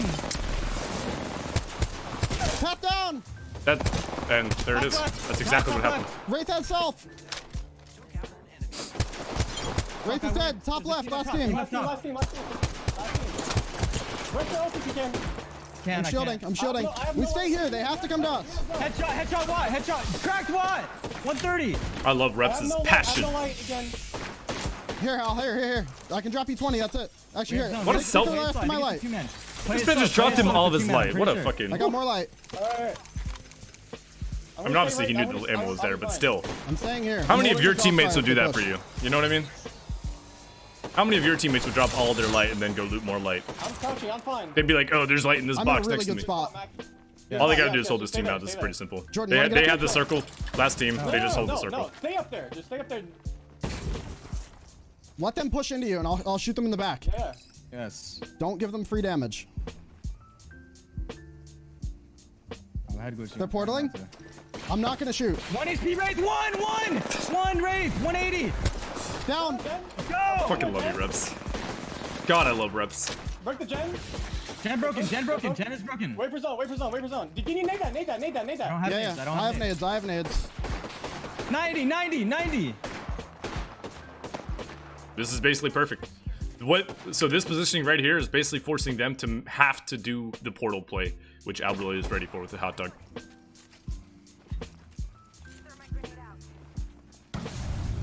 I'm not burning them. No. I got one. Yeah, And that's game right there, basically. I'd be very surprised if they lost. Again, I don't know how these games play out. I can't see them losing this. No. Let's go, boys. Good shit. That's huge. And that's exactly what I was talking about. It shit, literally boys. played out that way. And TSM's smart enough to realize that that's all they needed to do. Rogue's team, I guess, was the one that was up here, that was in this position. This spot, even though it's in the circle, it's in the final circle, this shit is so fucking hard to hold. And the biggest reason for that is you have the teams that are over here that are kind of poking at you, and then you have the team where TSM was poking at you as well. But those teams also never have to fight each other. You know, their only interest is you, and it's so fucking hard to hold because there's not really all that much cover out here. And they did exactly what they needed to do. They just stalled both teams on this end and that end. I think it was E United that was.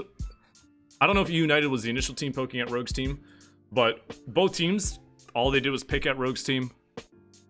Enough until eventually they were just low enough to that TSM pushes in, kills them, and then they get the spot. Beautifully done. Very well played. Couple lucky circle pulls, a little bit like I said, a couple 5 to 10 meters, way back here. Yeah, nothing.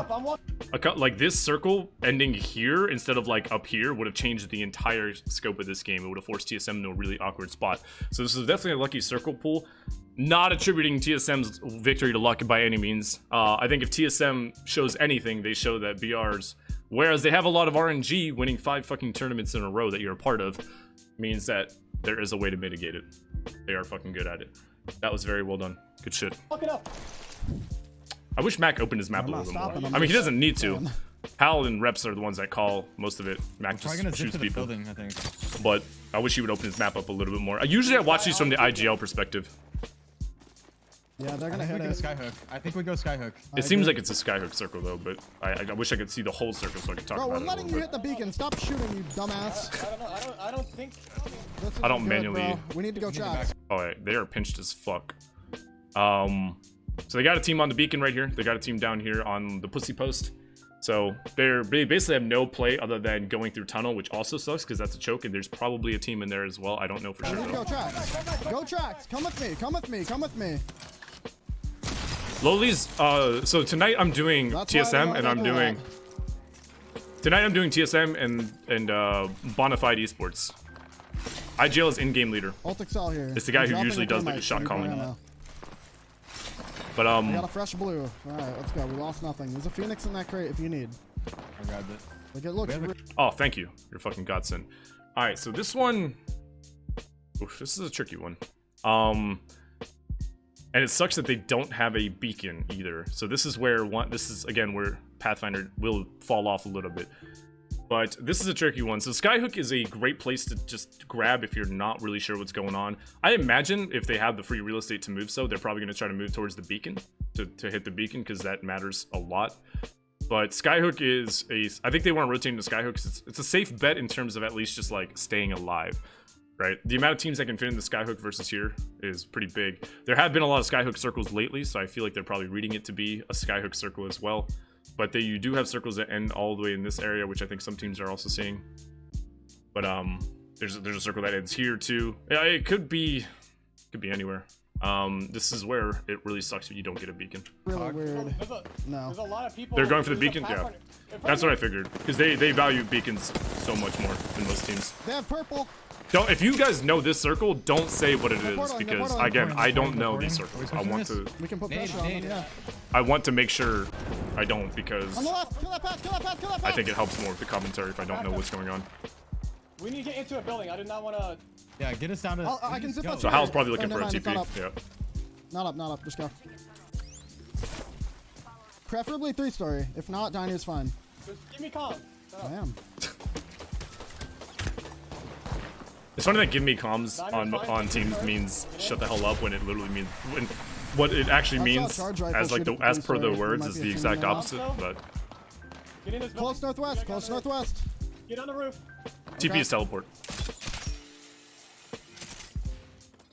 Here. TP is toilet paper. You're not wrong. Take whatever you need. All right. So normally I will speed through this stuff, but I want to hear. They're not. I don't think they're gonna hold up You here have for the two long X? term. So I'm really curious to hear.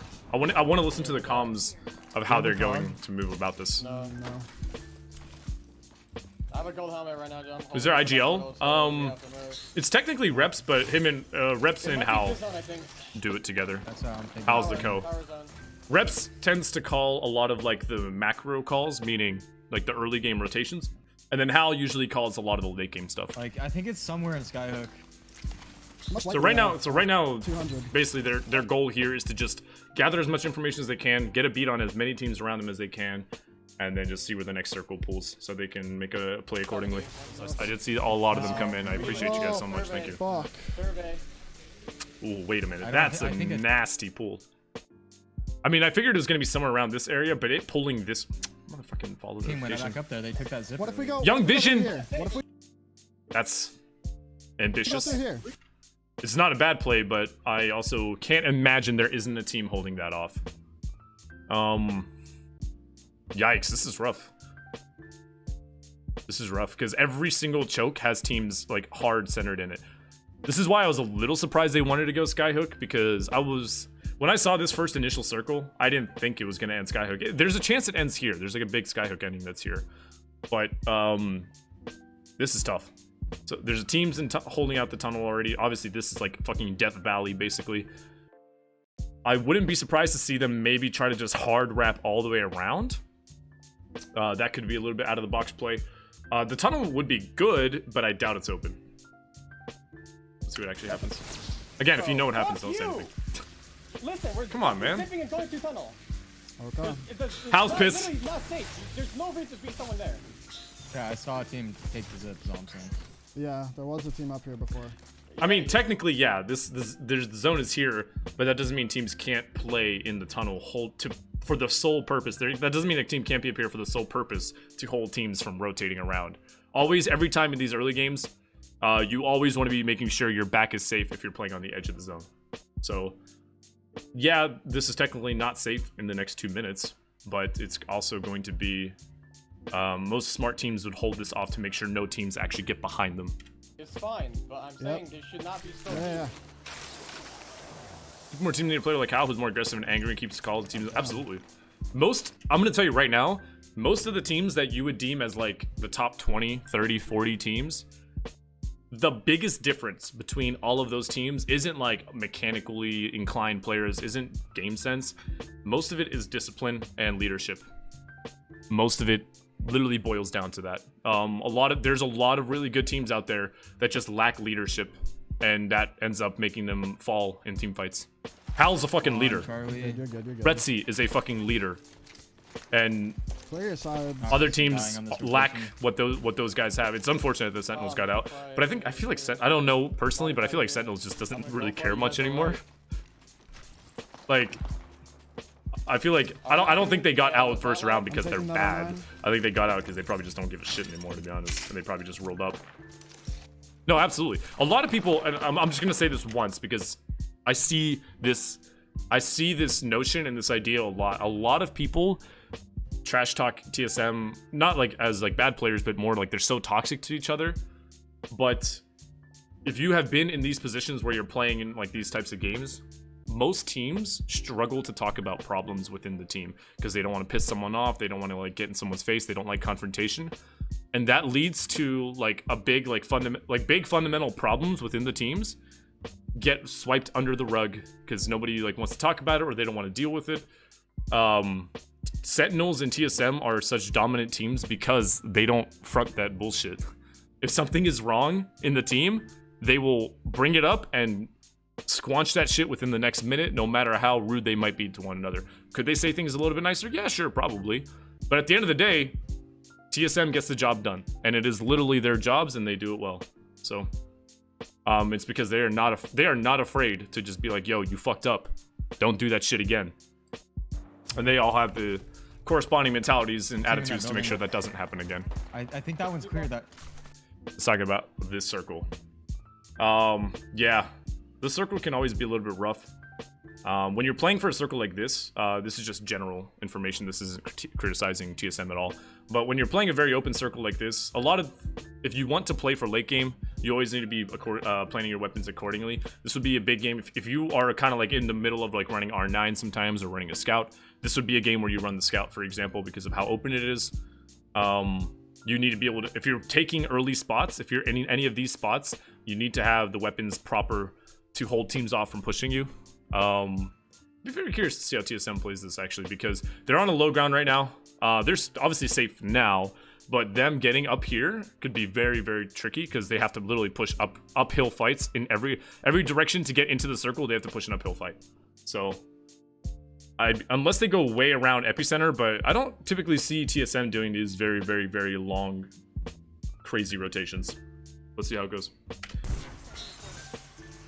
We're good. We're fine. we stay. What's up, man? On fire? Stay. We might get pull here. Yeah, I think we are. This could be the crane zone. It actually could, yeah. That's a very This one. It's unlikely, but it could. I don't know. I've never seen this zone. No reason for them to move right now, though. On the Right now, what's important is just they make sure their presence is known. They just kind of hold off teams, get information, figure out what teams are around them. You know how many teams are in like the buildings. All they have to do right now is just play for information and play for their spot. Make sure they don't get like Pepega pushed by somebody. launch of the season. It ended at the crane. But I feel like the zone you know, after this one, a lot of people are gonna die. So. Yeah. but listen to a lot of how they call these games. A lot of what they're talking about right now. Like this is the boring part for most viewers, but to me this is the interesting part because I want to hear what their thought process is. I want to hear what their plan is moving forward. So too. No, I'm Apex I think is more confident popular on that it's the console crane Magic. ending. Really confident. Or there's like two endings, so it could be crane. It's postponed. or it could It's end. not canceled. No. I don't think it's gonna pull that hard. Yeah, I want to That'd be be. a really hard pull. I think it's either gonna be Crane I or want my there's- voice to there's be an higher than ending them, like right out. here that I saw once. I've never seen that. I saw that once. It's really old, like I said. These are the guys that wait, go ahead and camp and wait and pick you off when you walk up. I mean, yeah, this is a tournament. This isn't like a pub game. This is tournament play. This is how you play battle royales. You don't fight unless you have an extremely high odds of winning a fight. You never take a hard 3v3 fight unless your odds of winning that fight are a lot higher. You literally play to win. You don't play for just fighting people. Alright, let's see where this goes. Oh, they... Oh, we're actually perfect. Yeah. Holy fuck, they got lucky Okay, with so this circle. This is Crane. Alright, I think it's this one. Yeah. I was so It's either the happy. northeast ping, like the truck ending, or the Crane. Team portaling west. We can get shots. Never mind. On height. me- Oh, no, I'd no, rather no, try to no, change people's minds than Let me just play this ignore with them. the scout. Yeah, you got it. Oh, Okay, these close it. I mean, this is stressful. This is very nerve-wracking. It's not easy to play at this level for this extended period of time, and I mean the heart rate alone shows that. wait, Hal, you have a Havoc? So right now their job is can I literally get the they're mag so back for the golden R9? on this spot. They're literally primary? all they have to do is just hold every team if you have off, a try Havoc, to cuck as many teams as possible from rotating. Like that team right there, any team they see trying to get a decent spot, they just need a beam and make sure nobody gets set up comfortably. They just want to make sure nobody is near them.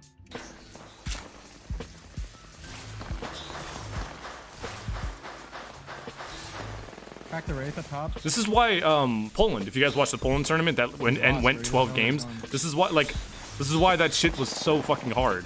Imagine playing this amped. Like, this shit is exhausting to play for a couple hours, Right let here? alone I think they played for like 4 or 5. I think it's a rat right there. They played 12 fucking, they might have even played more. No, they played way more than that. They played 12 games Not a at this rat, level. not a rat. That shit is exhausting, bro. Even practice in gosh, scrims man, doesn't I'm last gonna that go long. Yeah. Scrims last I like 8 just know games, that give you max. like 3 times.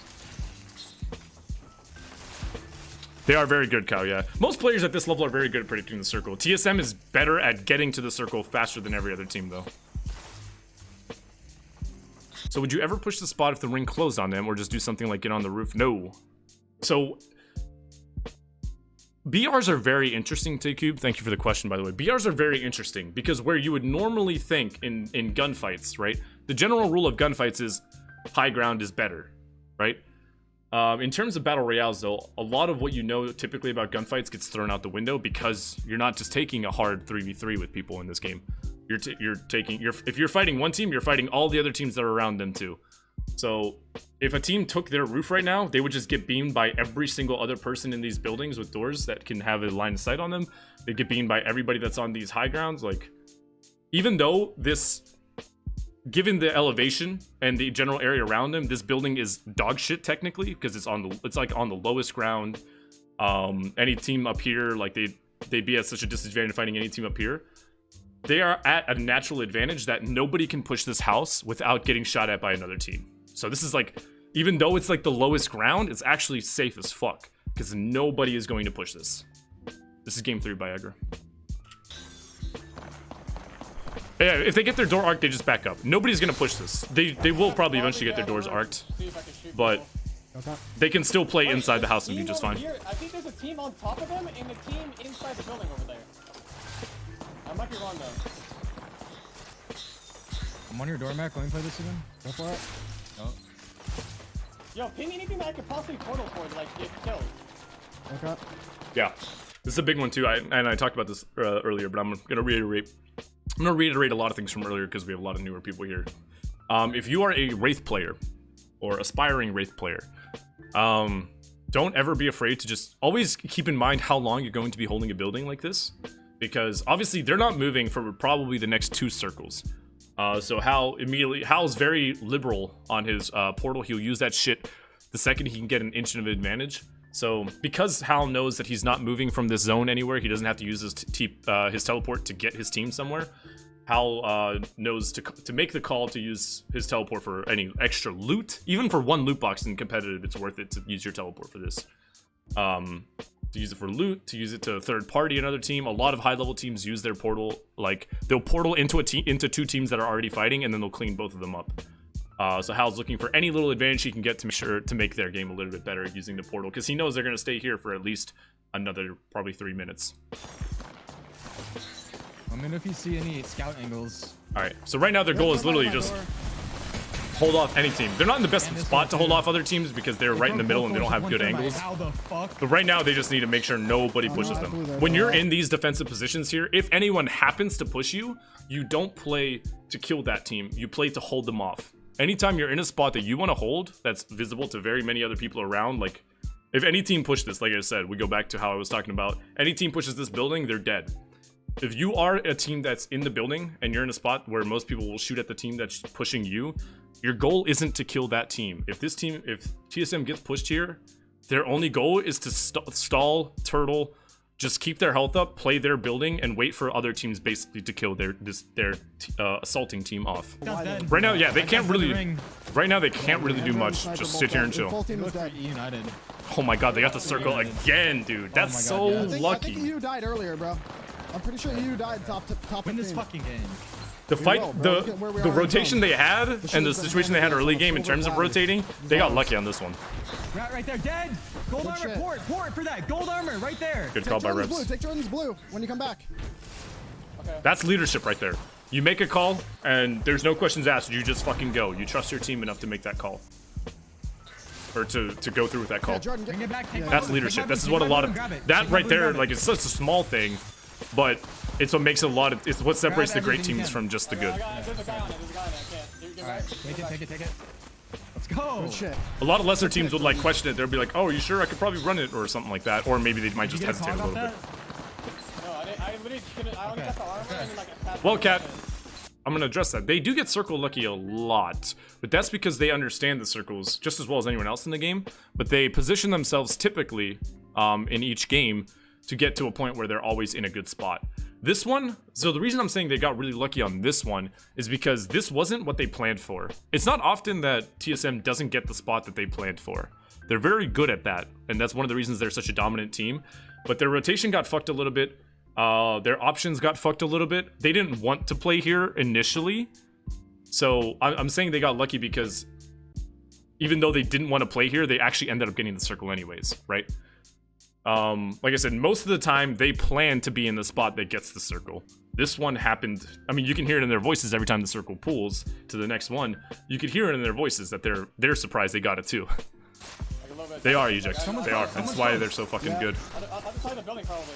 TP for looting is very Outside of our smart, building. We're on Victor. our roof. They're not moving. There's no reason to You hold need on to it. control this, Hal. They got a gold and a purple off of it. You just queued. Or they got a gold, which meant all of them now have purple. I miss. I naded the truck. It's not a rat. It's not a rat. It's not a rat. Hours and hours in the It's game, not a rat. vacant. VoDs and scrims. No, there's a Watson with him. There's a Watson with him. I saw it. No, you don't. No. The other truck? The other truck? You have nades? You have nades? Oh, No. I'm burning. Yeah. I have one nade. So again, they're still in the circle here. They don't have to make any crazy plays. They just need to hold this house down. They want to still like try to like shoot at and fuck any team they probably can. But their main goal, the overarching goal here, is for them to just hold their house. Don't make any stupid, crazy, aggressive play. If anyone pushes, they just turtle up and pretty much wait for other teams to kill them. So they don't have to do anything crazy here, but you know, anytime you see them peek, it's because they want to see if they can potentially get extra kill points. Don't throw it. They're in that truck. They're in the north truck. Wait. Get back here. You got it. Right here. Hal's 1 such a HP, fucking got a character, kill, though. got a kill right there. Focus that. I have 3 cells. I have 6. Drop 2 cells. I dropped 2 cells. 1 HP over there in the port. 1 HP on my ping, man. Notice what they're doing though. Notice how Reps is making a lot of calls, but notice how this is a big one that separates like the great teams from just the good. Notice how like most teams on some of these calls, on some of these damage calls, most teams would all turtle that one call, and that's not what you want to do in late game. And again, I said this in game 1 a lot, but when it comes to the late game, what's most important that you do here is that you make sure all of your like angles are covered. So even though Reps is making all these calls, notice that Mac isn't moving on any of them for the most part. Hal is doing that. Mac is wherever Mac is opposite of Hal, making sure that whatever side is covered. Because if any team that's trying to rotate in right now hears all 3 of the people in here shooting in one direction, that's their cue to move. That's their cue to move while they're distracted. So Mac always you always want to make sure late game when you're just holding a position, you always want to make sure that your team is constantly watching every weak side that your spot has. And that's exactly what Mac is doing. Hal is the one being aggressive, looking for kills. Mac is just making sure their asses are covered no matter what they're doing. Fuck this team here! Fuck this team here! Look at them! Look at them! And now they're in a strong power spot. Now they're in a strong power spot. Careful, careful! Give me ult! Give me ult! Careful! Back up. Play slow. Yeah, see? What Reps just said. You don't do any crazy big risks. You play slow, you turtle up, Right above you let us. everybody else make mistakes. Look at this. There's a full team above us. Full team. Do not peek out this door. No, move. They're resing. Hey, massive. Okay, there's a Once giving their team dome inside falls, there. they're gonna get fucked. We need to kill this team. All right. They're ratting inside there. Yeah. So this will be interesting. 6 squads left. It's still a lot of 18 people. This is 6 full squads left. Obviously one just went down, but full squads left. So there's not a lot of room to move. This will be very interesting to see how they play. They got to move to the end of the other end of the circle. Typically, again, as I've been saying, Pathfinder teams, if you don't have a Gibraltar, if you opted for a Pathfinder instead, you usually have to move a little bit sooner than most. But in a circle like this, I feel like it would just be death unless you can fully take over. Unless like one team gets fully wiped and you can somehow like instantly pour it in there over another team. So this will be interesting to see how they play it. My guess is they're just gonna find whatever cover is fucking available because that's kind of what you have to do in these late game circles, especially if you don't have a Gibraltar. So we'll see how it actually plays out. But this is where leadership shines, though. Again, I don't know how this game ends, but this is where leadership shines. Listen to the comms. Most of it will probably come from Hal at this point. But listen to the comms and watch exactly whether or not they follow it to a T. This is where, again, if you're an aspiring team, this is where your team, if you are the leader of your team or want to be the leader of your team, you need to make it clear that your team, no matter when shit hits the fan, because it's about to in 1 minute and 11 seconds, your team needs to know what the fuck is going on at every possible second. You need to kind of like talk about like your goal, your biggest goal that you want to have, and then talk about a contingency plan, ideally, if shit goes south. But this is where cohesion matters most. I think it's just 2 in there. One above us. This one down. Careful, Al. I'm one. I'm healing. I'm backing up. We're good. We need to kill these guys. Yeah, okay. Outside the bullet. Okay. 5 seconds. I'm with you. 5 seconds on my heal. I'm with you. Wait. Hold on. I can go up this other side. I thermited it. You don't need to do that. Yeah, They're burning. Hal's going a little crazy here. Wow, that didn't kill him. One shot outside, bro. Got them all. I'm gonna die, I think. Fuck. So we'll talk about it all Can you afterwards. shoot this for me? Shoot this watch for it me. now. Yeah. Pour me, baby. Let's go. Get me up. I don't know if they're Yeah, gonna I win got it, Aqua. I got it, I'd be surprised if they won. They're in a very bad spot. Fuck. I'm dead to zone. No, you got killed by the sniper. I accidentally took portal. The truck has a 2-man. The truck has a Fucking 2-man inside. stupid portal, bro. Truck has a 2-man inside. The truck That's that a is in really zone. big call right there Okay. from Reps. Listen, we're gonna zip for the roof. You have a zip? Really big call. Yeah. Yeah, we're gonna make a zip to the roof of the truck. Okay. From this door? Yes. All right, so that play basically died down, so let's talk about what just happened. So that's what I'm talking about right there. Reps made a very aggressive play. Now, the plus side is Reps died and they got 3 kill points out of it, and they knocked one team out of the placing, so I think they effectively got 5 points from it. My math could be wrong there, though. So, it was a good play for points, but at this point in time in the game, everyone's playing to win. He realizes it was a little bit silly. It was that's a really good heads up call to let him know that there's only 2 people in there. That means that's a very siegeable position. That means it doesn't mean necessarily he wants them to commit to it, but he wants them to keep in mind that there are 2 people in the truck and then it's potential for a takeover. Grabbing the roof here is a very good call from Hal. If memory serves, though, I think right here, this side of the circle, this left side of the circle from this perspective, has a bit of a high ground on it. There's no cover though there, so it might be a little bit difficult to play. I think the only cover you have is like the beams from like the walkway. So if there is no line of sight on the truck from up here, then this is a really good play for them to take the roof, if there isn't already a team up there. Because then most people are just going to be fighting each other out here. So, Yeah, I know. Gotta go zone. Hey, come over here, actually. Can't get poked. You cannot get Come poked, over here, man. come here. We can make a portal. We can right here, do it. Don't go yet. Hey, go. Stay safe. Play yourself. Oh, yeah. That's tough. There's not much you do there as a 2-man.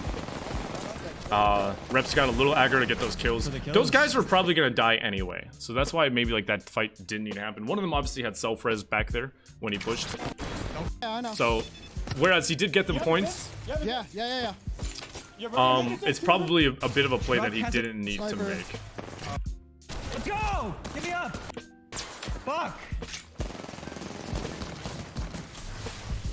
Can you shoot this? Shoot this for me! Shoot this for me! Yeah. Pour me, baby! Let's go! Get me up! Yeah, I got it.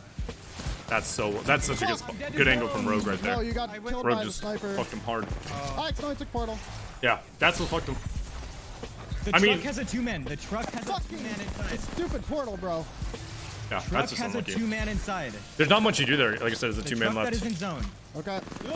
Good call by Rogue's team to take that Yeah. portal, and then they just won the fight 3v2. Okay. Yeah, they From definitely. this Yeah. door? I mean, portal wouldn't have helped them much here, to be honest. Yeah, I know. Gotta go zone. Come over here, Ashley. Can't get poked. You cannot get poked, man. Yeah, it didn't really help them much here. That just sucks. Reps got picked. I mean, it's still a solid game. Very good game. Apex actually, I mean, 3 million? Cal? 3 million in prize pool for the ALGS is more than most games do in their first year. Before the ALGS announcement, there was already like 1.5 million in prize money before the 3 million announcement. So Apex's money for the first year is very good. It's just a matter of like the game's competitive state isn't the best, but like you mentioned, many games that are established took years to get there. Nice. I think BR's, again, I agree, Cage, that they aren't the most competitive. I don't think they're trash. Again, I think TSM proves that if you're fucking good, you'll win. Obviously, there are RNG elements to it, but I think BR tournaments are honestly more for entertainment than in terms of competitive integrity, because it's all about, Another PK. Purple light mag. let's be real. The concept of bringing the top 20 teams in a game, in a fight, all in the same game to fight to the death, last team standing wins, that's an exciting concept. And I think a lot of people who have fan favorites of like teams and players love watching that kind of stuff. I think it's a really cool stage that's set. It just has to be done right. I don't think there's a single BR that's done pro play right yet. Apex has the potential, and I think that's why you see a lot of people play it. Holy fuck, he actually just found a gold. I'm throwing gold out. I guess it was the hot zone. Makes a little bit of sense. It's game 4, Omar. Yeah, Apex is definitely close, but it has a way to go. Alright. Perfect. Let's take a look at this circle. Alright, so they are already fucking stacked. They have a minute 49. This is already... So most teams that are disciplined in terms of looting will leave their spots till after... They'll be done looting around like maybe 120 left in the zone. And all of that is relative to like the plane, you know... Because like, I'm just going to talk briefly about like looting and the speed of it and why it's important. If this plane starts... I don't remember where this one started, I'll be honest. I think it was down here. But if this plane started up by Skyhook, right? Whatever team lands at Lava City is actually immediately getting fucked, because the team that lands Skyhook, or the teams that land Skyhook, they're gonna be on the ground and looting before lava even jumps out of the fucking ship. That already right there is just like, if depending on where the ship goes, it can already fuck you over by like 30 plus seconds on your rotation. So the ship is means a lot when it comes to looting. But that being said, most teams leave their POIs, most disciplined teams leave their spots at like about 120, 1 minute at the latest. If any team is staying a little bit longer than that to rotate, they might be fucking themselves over a bit. But notice, it's 149 left, and TSM's for the most part already ready to go. Granted, they got fucking stacked on loot, but even in the last games when they had not so great loot, they still left really fucking fast. This is why they're so good. They're so good at fighting with no loot. It's even scarier fighting them when they actually have loot. So they're gonna get a really, really strong rotation. I don't know where they like to play here. The strong spots are the 3 main spots here in Harvester. Main being like the second floor of each of these rooms, and then the middle. The middle is nice, but the problem with the middle is if 2 teams are gonna grab these spots eventually, and then they'll just poke at you, and now all of a sudden you're literally neighbors. You're literally a fucking sandwich getting spit roasted by 2 teams. So middle is good from everybody else, but you'll have problems with these 2 teams that are up here. Other strong spots. a lot of this is not really playable until later on in the circle. So you'll see a lot of edge teams play out here. Once the circle closes and then you can actually play the high ground and it's not that open, then you'll be playing a little bit better. But the circle endings, it could be here. It hasn't been as common season 4. There are some harvester endings. There's one out here. There's one down here. I don't know where the circle ends. I think there's an ending out here in the choke too. It could be really any of these. We'll see where they choose to go. TSM stands for Team Solo Mid. Yeah, we're sure getting there if we can. And no one lands harvester, so no one's gonna have that. Nobody lands harvester? We go. You gotta come on. Yeah, Okay, that's a big call right there. Get this one first. So you notice how Hal immediately says stop You looting. have your zip, use it. Yep. Again, this is stuff that the general public watching like the overall broadcast, you don't like see this early game stuff as much. I'm on 90 heavy. That's a big call right there that nobody drops harvester. I didn't know that. Nice. Can we take Get in front of them. Yeah. Yeah, we can take this. This isn't a bad engagement right away. So normally you don't want to take fights this early, but let's be real. TSM they know that they're one of obviously if not the strongest team in this lobby. On top of they have good loot. Alb's sitting at purple armor, wingman, purple mag, peacekeeper. He knows he can fight this. Hal obviously Hal sitting on gold armor knows he can probably fight just about any team. So this isn't a bad idea, but they have to make this fight quick. If they draw it out, teams will start to flock and start to try to third party. The advantage here is that they are super early. Both teams are super early, that there probably aren't that many teams around, and this is why they want to take the fight. Not a lot of teams around, and they have nuts loot. So why not fight? It's not a bad call at all. Crack Watson. Crack. Path 1. Nading deep. I'm nading deep. I'm low too. Oh my god, I'm those moving fucking with Hal. thermals. Holy No shit. hits with the nades. No hits with my nades. Those thermals just saved them from getting wiped immediately. Don't, I don't wanna fully commit to this yet. They're portaling out. Watch our back, Jordan. Watch our back, Yeah, watch our I'm not back. gonna go. Oh, it's a snipes team. They portaled out. Good. Okay. They're right here. Portal's right here. We can Oh, finish them. big. That's big. Just one. Good job. Nice. That's big. Nice, just set up. Like, fine. this might seem to most people one kill, but that effectively doesn't mean they're gone. But the odds of that team that gets one kill thirsted like that, the odds of them coming back is fucking low. So this is huge. All of a sudden now, that team cannot fight any other team. They're basically free points for the most part for most people. And they're no longer a threat to TSM at all. And obviously they are a good team as well, that Snipe Down's team. So that, like, one kill might not seem like that much, but it's fucking massive in these games. Right Like, outside on our our door. door. I'm coming back to you guys. So right now, it doesn't really seem like they... Open the door real quick. It seems, I'd be very curious if they actually wanted to lock down one of these snakes. I call these snakes. I think some other people do. But let's talk about the game a little bit, huh? That's why we're all here, right?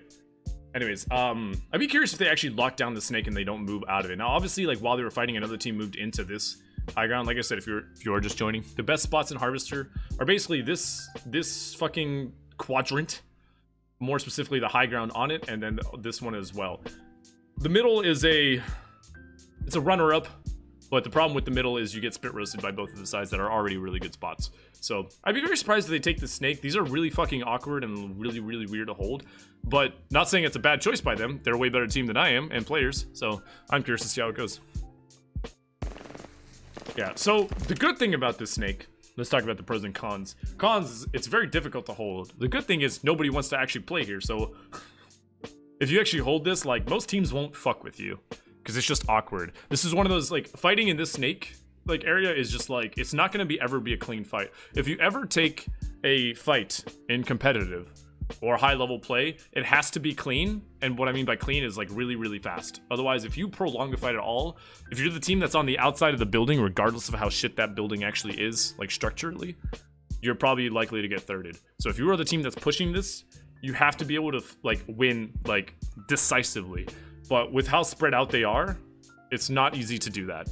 Now you might easily get like one pick and then the team has to run and then you win it, but it's like this spot isn't that great to begin with in terms of fighting for it, but it's good in the sense that nobody really wants it and nobody wants to fight for it. So if you're already there, for the most part, you're just existing, and that's fine. That's actually perfectly fine in BRs. What's the best amount of heals and ordnance to carry in a late game?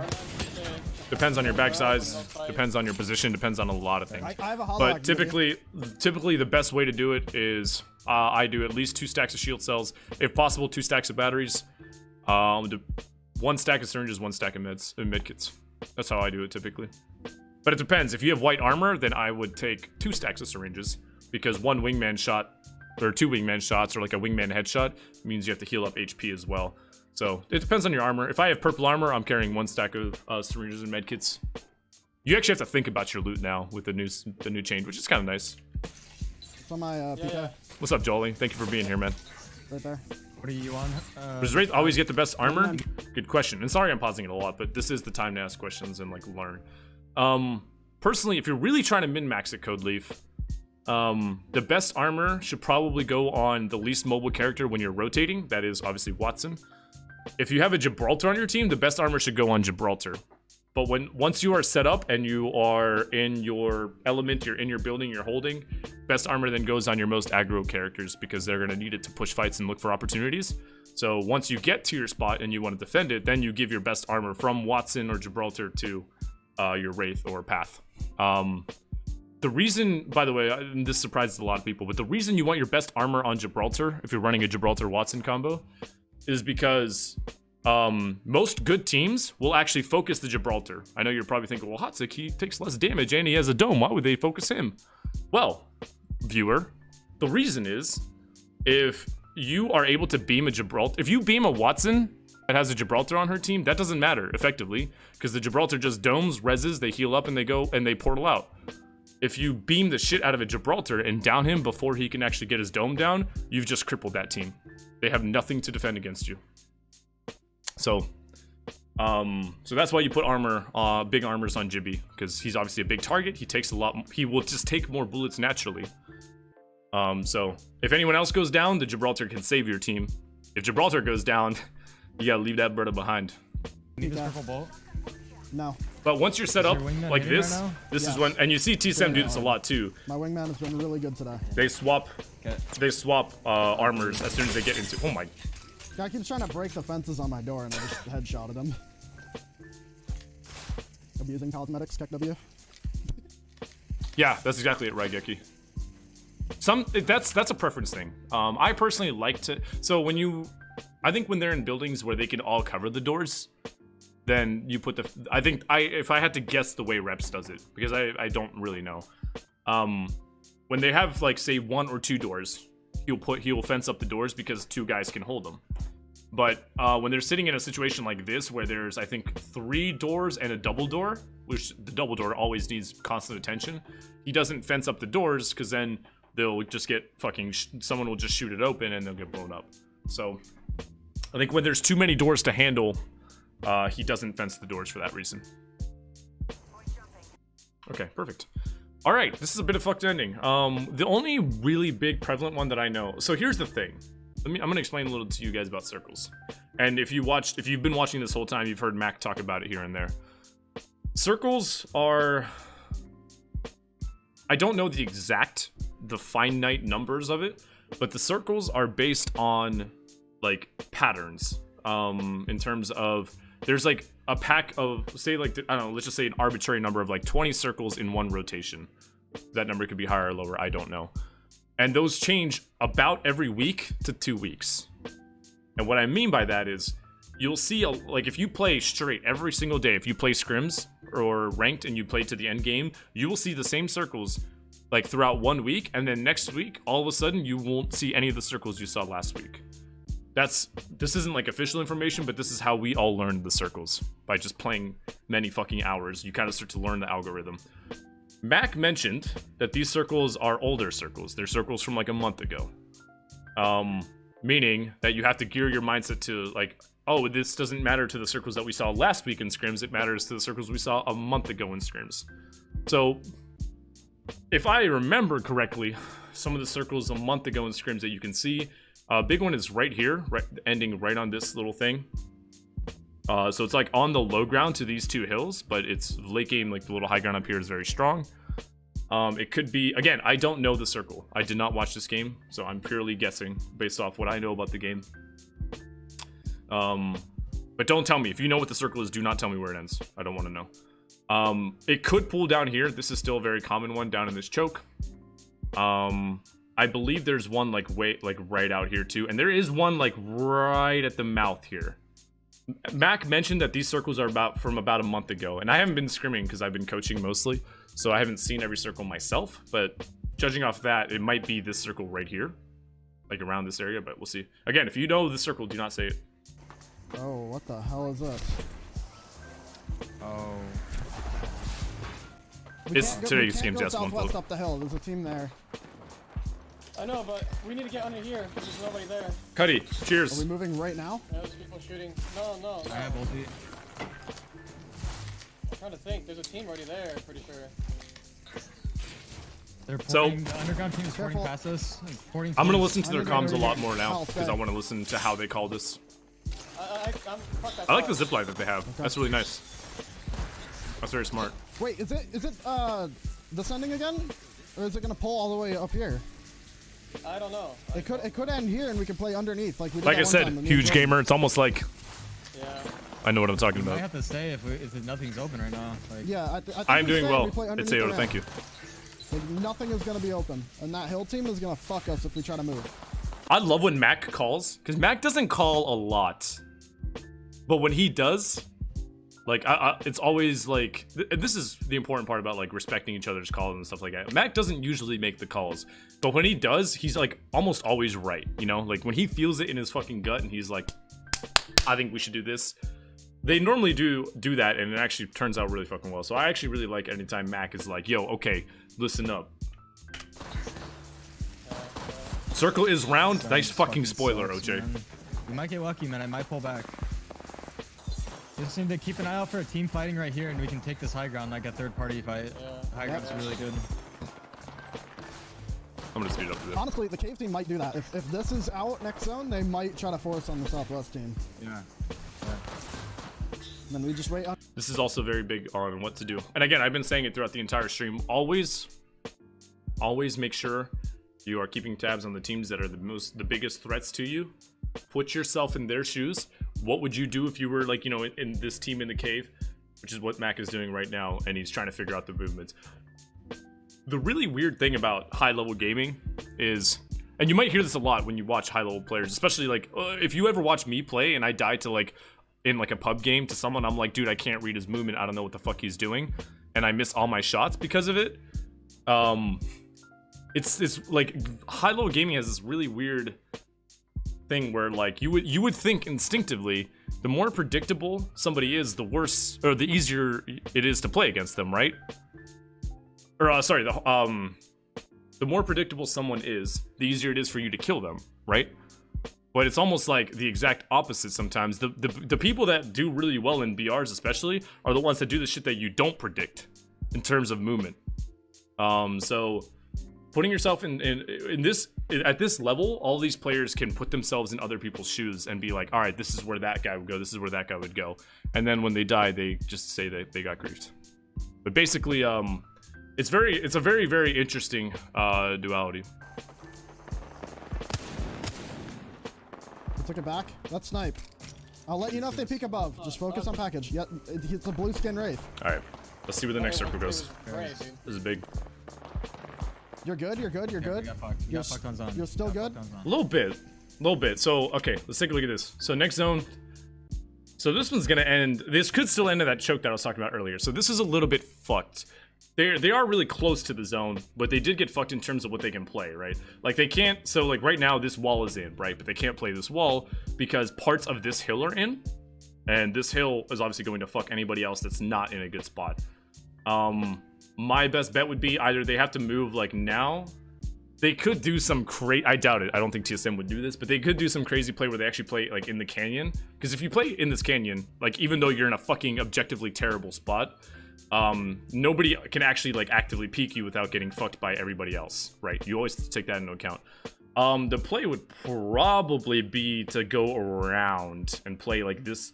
If you can play this high ground, yes, but that's very unlikely. There's 17 fucking squads left in this circle.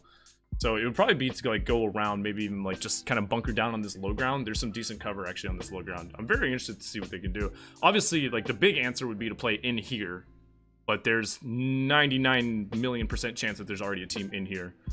or at least the team up here is moving to play in here. So it's tough. You can't play this high ground because all the other high ground is in. This high ground is strong, but not when this hill or this hill is in, because then you get poked by everyone. This one's not as bad, but if this one's in at all, then this high ground is already instantly bad.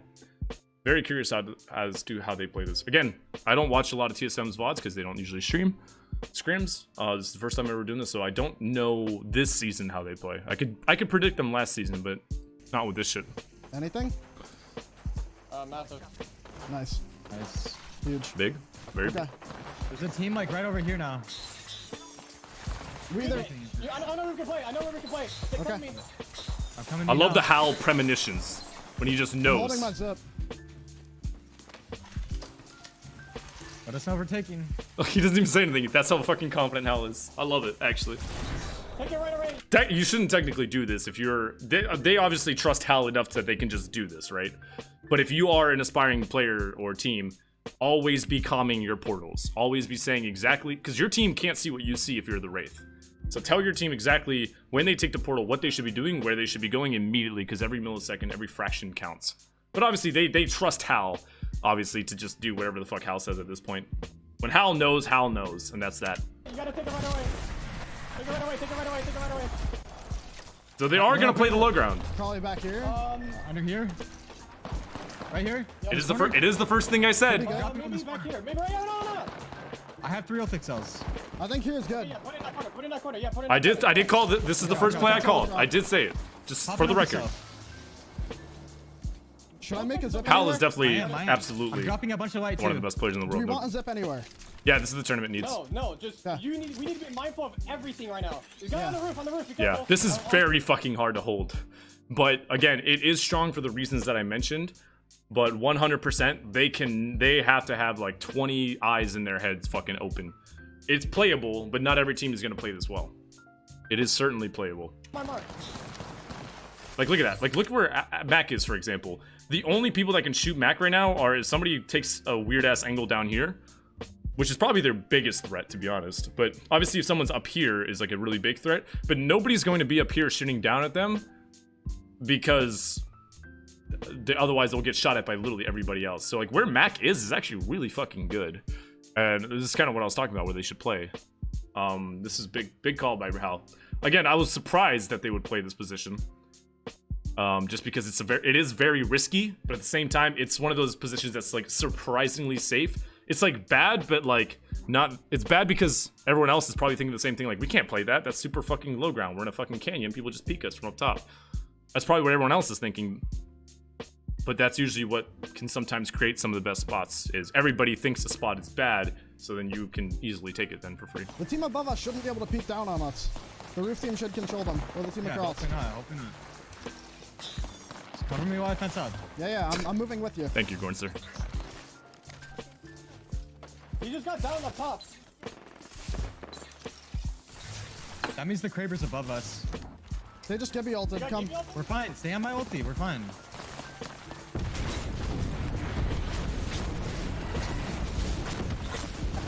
Look at that. Literally, yeah. They're so fucking safe. We need to be careful from above. That is, yeah. So all the teams on the hills so and bad. this team up here is the only team they have to worry about, really. No one else can really get a good shot on them. High ground, I think, bro. Holy So heartbeat, be yeah. mindful of them just jumping on you. Yeah, This they is are gonna have to nerve-wracking, jump. man. Hal, stay I over there miss and it, keep dude. an eye on When it. after watching the first day, man, You should be able I to get missed this, initial dude. shots I on wish you, I and I'll peek had a out. team to compete with. You need. What do you need to look west too? I got it. I'm watching like up here. Notice they're Right? split though. Notice how they're almost. In the alley. We're joining it. Okay. I wasn't Notice sure how which for the way, most part. or what you wanted me to watch. Okay, that's right there a really, really strong spot. Or a really strong thing to talk about right there. Notice like the leadership. This is what, if you're just joining, this is what separates TSM and any other top team from the rest of the teams. It's not the fact that they can aim better. It's not that they have better game sense. It's that their leadership is so much stronger than any other team out there. In terms of NA, I think the two strongest teams leadership-wise that you'll get, at least in their prime, because I don't think Sentinels really cares anymore, but with Sentinels and TSM, like everyone writes them off as toxic, but Hal's leadership right here, taking this call, his teammates literally blind trusting him to go here, and now him immediately. This is one thing that, by the way, that every IGL should do in the game. is always be telling your teammates making sure that they're on the same page, making sure that whatever plan you have in your head, they understand fully. And this is why TSM is so strong. It's the leadership more than anything. They're able to always isolate a plan, convey it, and reps, assuming Hal calls it or reps calls it, the other two follow it to a T. So They're west. One's down. look at that. Hal They're makes moving the, into us. Moving into us. Hal makes the call to watch over here. All of a sudden, Okay, they're you keeping see safe. everyone over There's here, a right? red body. I'm Watch moving out, we're with gonna you, get shot in Al. the back. We're gonna Like I get shot said, in the back. leadership Zone's is the closing, zone's biggest closing. thing I'm with you, that Joe. separates these teams. I'm batting. I'm batting. I'm batting. Why you can't be focused? Wig is a fucking awesome hype man, yeah. I'm going back to our ulti. I'm going back to our ulti. Look at that. That call from Hal made Alberlelli go They're over there staying above. where Alberlelli normally wouldn't have gone over there. Probably, because he Can seemed you very move comfortable early? here. It made Matt go over there and hold that team off. Do you need ulti cell? That's huge. Like that's leadership right We there. can also move up early. We need to look west. We need to look west. I can give us a zip up this What up, cliff. Snake? Yeah, do it. Do it. You need to put Jen here. Are we all taking it? Are we all taking it? No, just put a Jen down here so we can sit here for a little bit. Move. 7 squads. A lot of teams going down here. There's still a lot, obviously, I'm left, watching you but a fight. lot of teams are going down here. Interesting decision for how to go up there to peep They that, might peek because over. now It sounds like now they're that team getting is going to keep an eye on TSM here. You can jump zip to get up here where I am. I'm still sitting on roof. That He's heartbeat, just dude. holding the zip. Wait, are we still? Oh no, we're not in at all. I'm gonna have to make a port for us, I think. Yeah. Like a good port. If I make a good You port, wanna we get can- Yo, what if you wrap along the edge? What if you wrap along the edge? You're gonna have to run through gas and use your Q, but Let me just be Let him do quiet. it. Let him do it. Let him do it. Okay. Yeah, 20 seconds, bro. I have an ulti ready.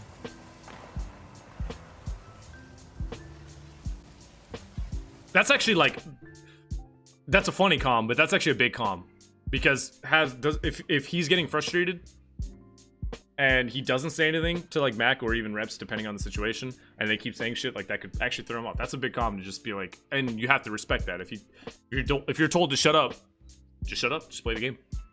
Anything tracks, maybe? It seems toxic, but it's actually like he's trying. His fucking mind's firing on all Hey, cylinders yes, right now. take down, House. take down, yes.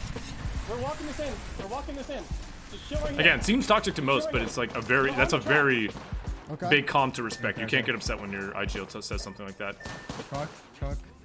You're all on the same team. Just focus left. We have to focus left. Yep.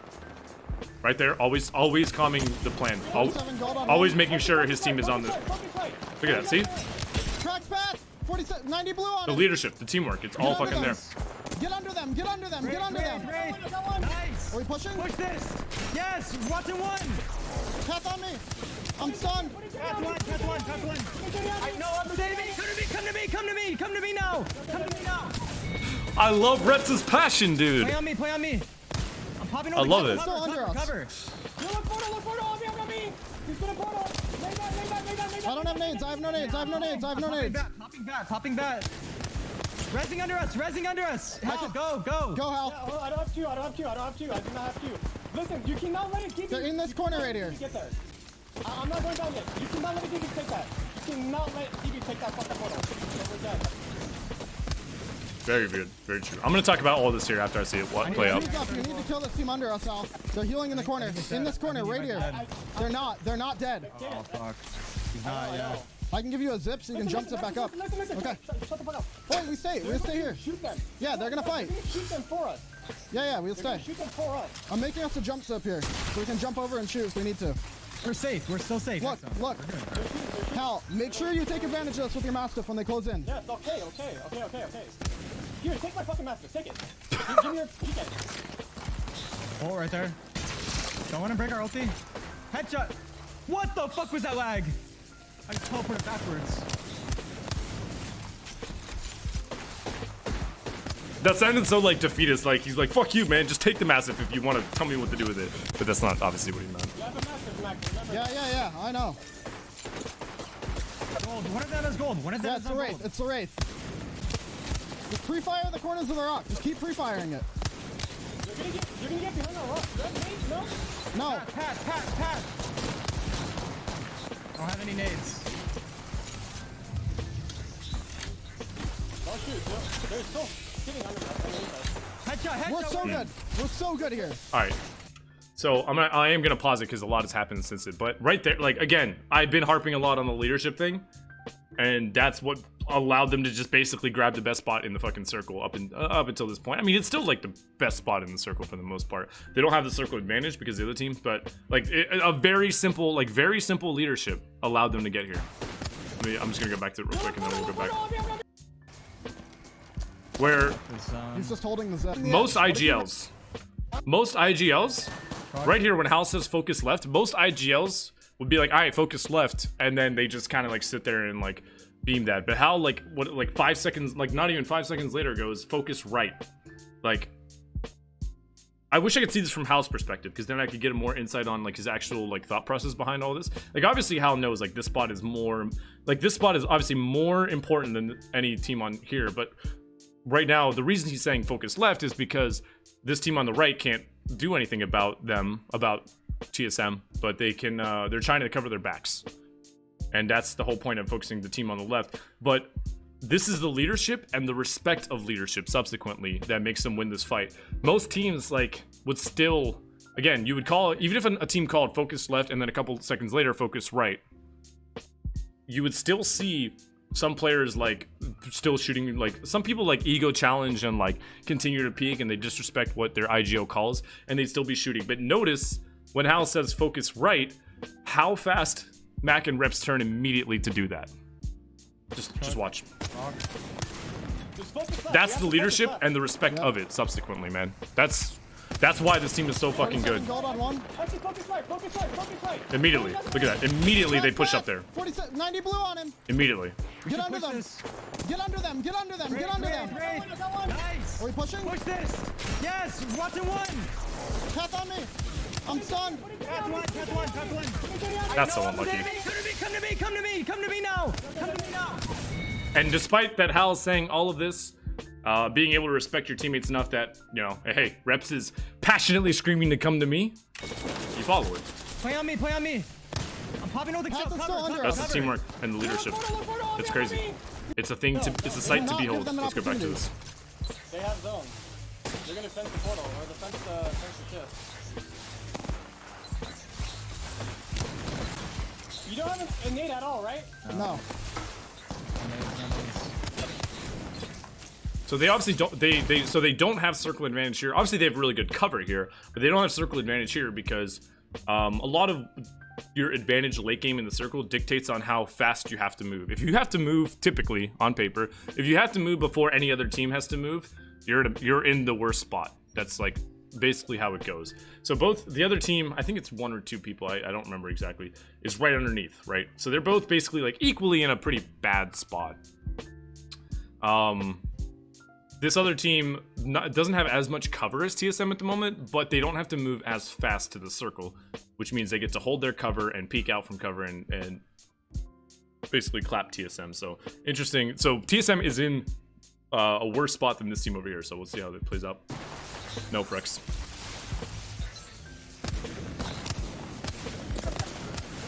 Oh, do you think he'd swing and break their ulti or? I don't know. No, it's too dangerous. Yeah, they're basically right don't on have it, nades actually, now that I anyways, see it what's being the better. point? They're basically right on it. I'm trying to think of a play. You got time You now, have a you zip. got You time. have a zip, Mac. 15%. Look if we can like do some weird zip or some shit like, you know. Best case, I can Going do straight that. ahead. Try to get up in the corner, like up in that corner or something. Okay. I can't keep it. It's really hard to surf vertical zips, but I'll try. Right. Grego! That's not What's gonna up, be you in. beautiful beast? That's not gonna be in if I do that. I can make it, but it won't be in. We'll have to jump off and get in range. Make it through that. Too late. What? I told you. Shouldn't have made it yet, bro. We need it not made yet. Ouch. They need That's it. nice. It's fine. It's fine. We need it when zone's closing. It's fine. Give me massive now. Give me massive. Give me massive. Done, Grego. Done. Listen, you guys need to just kill everybody down below. You need to drop the guy. Listen, you kill the guys below. Literally, that's your plan. Okay.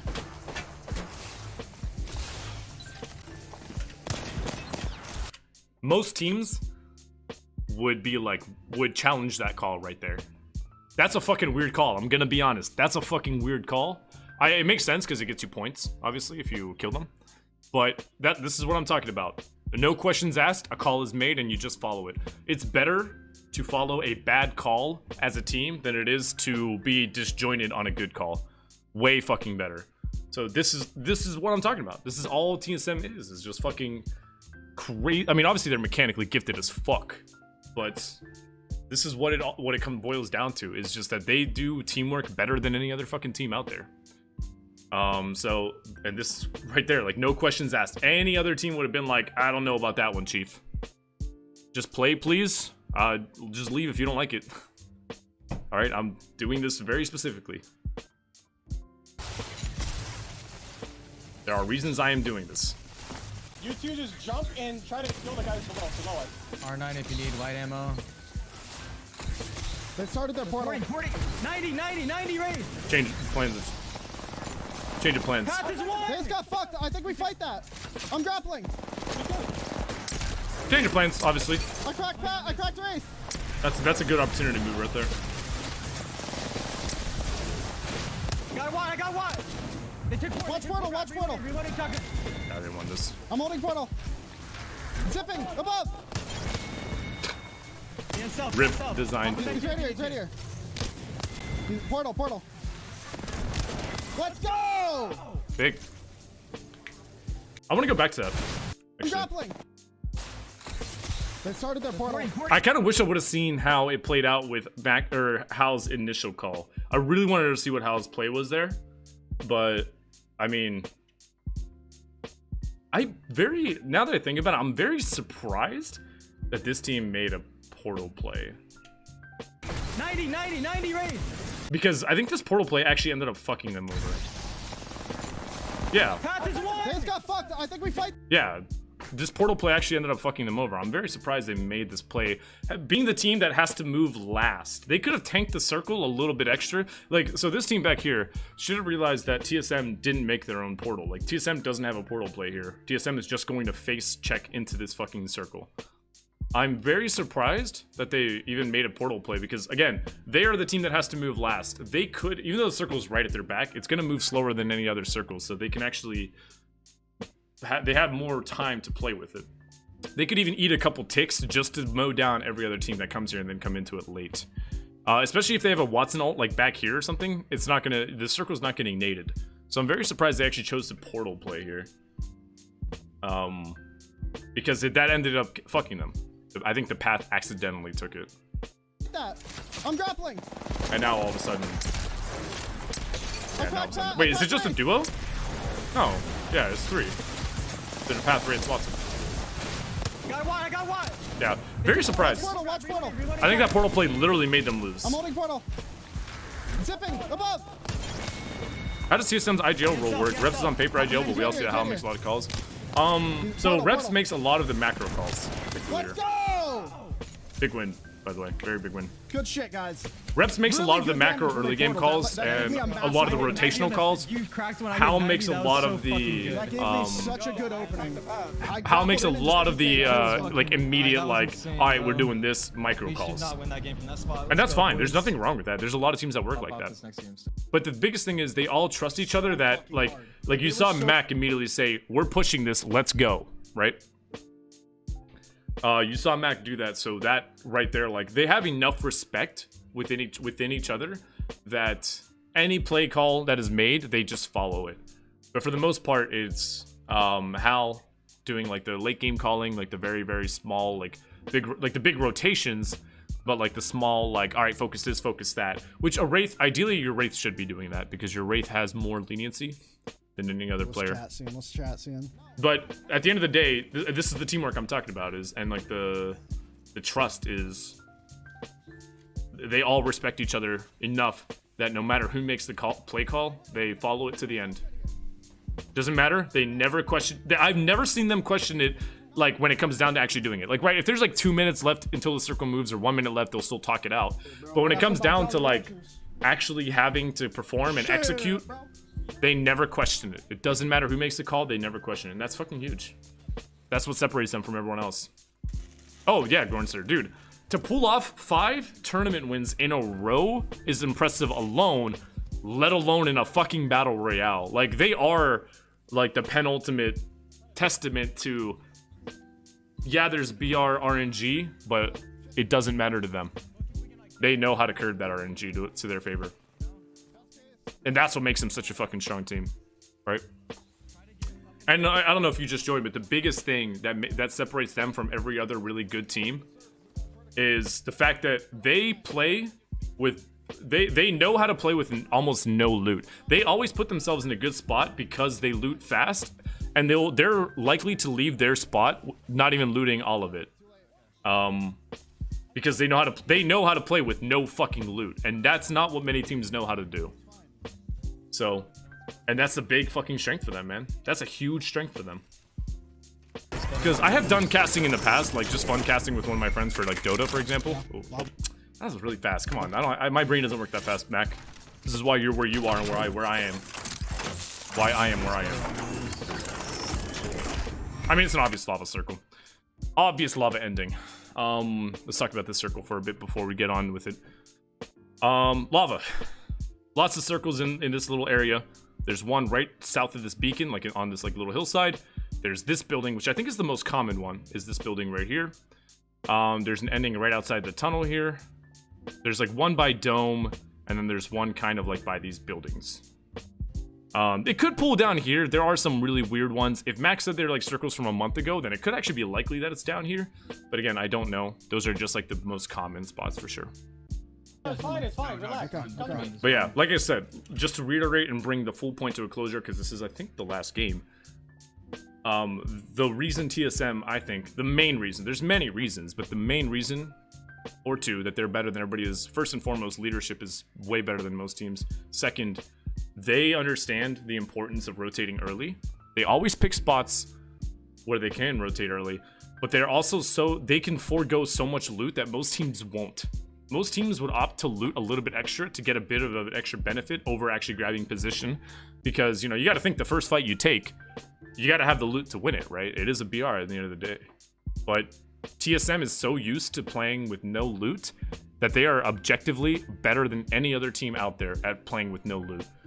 So because of that little strength, they're able to rotate so much faster than any other team in the game. It's amazing how many teams they beat to these like really long different rotations. It's amazing how many teams they beat that are actually in the vicinity and closer to like the circle than TSM is, but they still beat them to that rotation. Like, that's fucking crazy. That's actually insane if you think about it. And that's why they're the best, straight up. Oh yeah, that's roof. Being sniped in the back. I'm gonna make a port. I'm grabbing the white. I'm grabbing this white. Shot. But see, even that right there, like, it's not a big deal. But this team that's up here, just the fact that Hal's a little bit further ahead means that he actually can save his team if they get into a pinch. But him clearing this distance and getting a little bit ahead of everybody else on his team and like scouting, means he can, like, he effectively avoided those scout shots. And that's those couple seconds I'm talking about. If Hal was with his team, and say that team was like triple scouting, and Hal was with his team and they all started getting triple scouted, all of a sudden Hal has to waste the port to go further up ahead where he doesn't even know if it's free or not. So him being up ahead, looting really fucking fast and just getting ahead of everybody, those couple extra crucial seconds are so fucking big in the early game. Again, I know I sound like a broken record saying it, but I cannot stress that enough. It sets the tone for the rest of your game. Give me comms. Like, the fact that they land cap and they're getting potentially one of the best spots in lava, like, that should say something. TSM won the whole tournament, Benji, good. again. Can we stay here or go? There's a team in elevator. Comms. Follow me. Keep following me. Hello. We are. We're coming. Yeah, they are the 5-time. T5M is the new meme. T5M. They're on both rooftops. I'm gonna go up a floor. And this is why we're doing it. I'm lucky that Reps is cool with me doing this time. I asked when they won the last They're on one, both rooftops. They're on but he said no. Okay. Path is on purple. They know I have white. Dropping ulti right here in this corner. Okay. Hal, you need to control the stairs. So this spot right here, let's talk about the spot. And let's talk about lava circles and talk about this spot. I haven't talked about this since like game 1. but this is something I like to call the DPP. And that stands for Deep Pocket Principle. If you can find any of these like corner circles, especially, this is where it's very most prevalent. If you can get into the deep pocket over any other team, you are safe as fuck. Because if you're there, if say like they're in this team, this building example, this building would be a better example for this DPP. If they were in this building, any team that sieges them has to literally go into the deepest part of the circle to fucking fight them. And that's a lost fight 10 times out of 10. So this is ideally what you want to do in every circle. You want to identify the most, the spot that's least likely to be sieged and attacked and get there. That's the safest you can be. That's the easiest way to like guarantee decent rotations and the easiest way to guarantee that you're not going to die in the early to mid game fray. And that's basically kind of what they're doing. I don't know if this building is free or not, but if it is, I'm sure they'll take it. Because again, if anyone pushes this building, they get fucked from literally every angle. So the deep pocket principle, the DPP, very big. If you don't know how to do rotations at all, at least do the DPP. All right, so it actually, okay, damn, the one circle I talked about then is exactly what they just pinged. It might be this one. Again, I don't know this ending circle.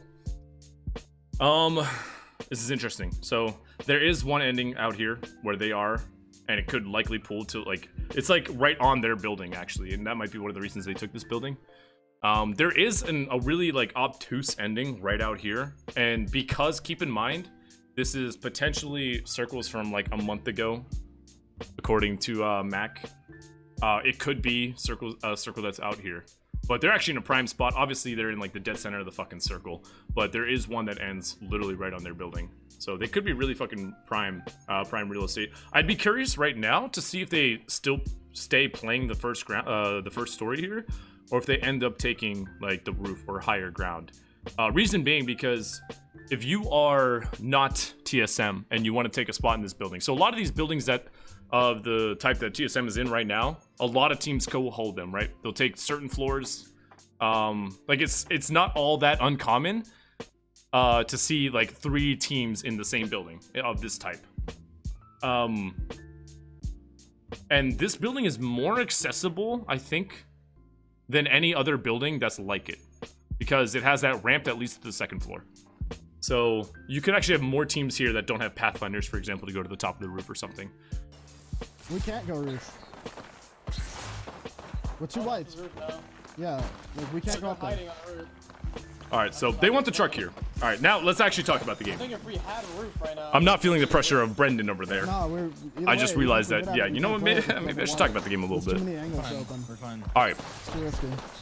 they don't have to move at all, technically.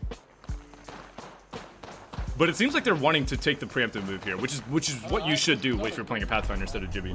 I'm pretty But- sure it's my thing. Worst case scenario, it pulls south. I don't think it will either. But that's I think the they're worst. like they're cool to just chill Not a here. chance it's Yeah, playing 0 chance. It's either ending here Yeah, or they're it's cool to ending on chill here. Jordan's ping. Yeah.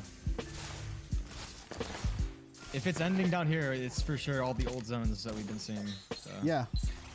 All right, I'm gonna speed it up usually here. ends here. That's like it doesn't end all the way down there. It usually ends on a mark, like in the open. I've seen it down here. Yeah, I've seen it over here. There's like 3 rocks there, but the 2 rocks you can see on the map. Good.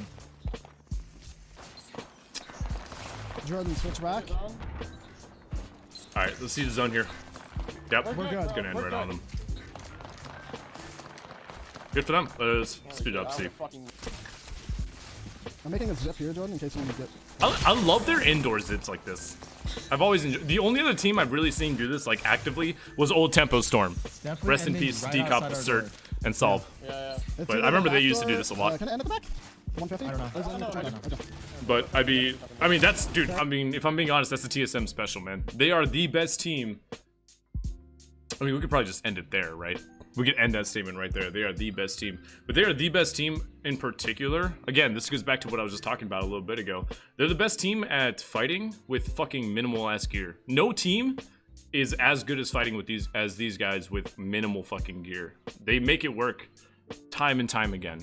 I don't understand it, but they do it very well. And that's one of the biggest like slept on reasons as to why they're fucking good. I can't support you. A lot of that is because they force themselves. For those that don't know, they played in season 3. They dropped Fuel Depot.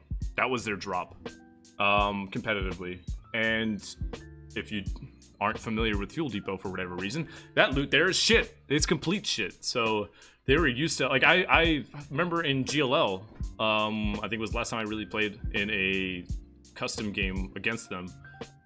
There were a couple games I think they had triple whites, but they still ended up winning somehow. It's remarkable. Like I've been saying basically all stream, like, yes, BRs have a lot of RNG to them. Yes, they have all of that. But it's fucking crazy that despite all the RNG, it's not RNG that they're winning these tournaments. They know how to curb the RNG and make it work in their favor, and that's what makes them just better than any other team out there. And that's what's really admirable. They are the like penultimate like example of you can't blame RNG. You just can't. It just there are certain times, yes, that you get fucked on circle and all this and loot and whatnot, but they make it work time and fucking time again, and there's nothing to counter that argument. Yeah. We need to fucking win this game. Yeah, that's Portaling. Right outside our building, south side, between the building and the wall. So, to all the general players out there, as I've been stating for the entire night, again, when it comes to these late games, the biggest thing for you to do is always note the one thing. If you watch any of these games, the one thing you notice TSM always doing is they're very they're almost like military, to the point at which their discipline is like, hey, you're at your post and you gotta, like, Mac, for example, is like at his post and he does not fucking leave it. They are so disciplined when it comes to actually watching different angles and watching all of the weakest spots of the parts that they're holding. Mac has been at this door for like what, 10 minutes? And that's that seems like such a small thing, but a lot of teams fall because, you know, let's say fucking Reps over here on his door will be like, oh, I did, 150 damage to this guy over here. All of a sudden somebody will pull off from what they're watching to go help them, like maybe potentially get a kill.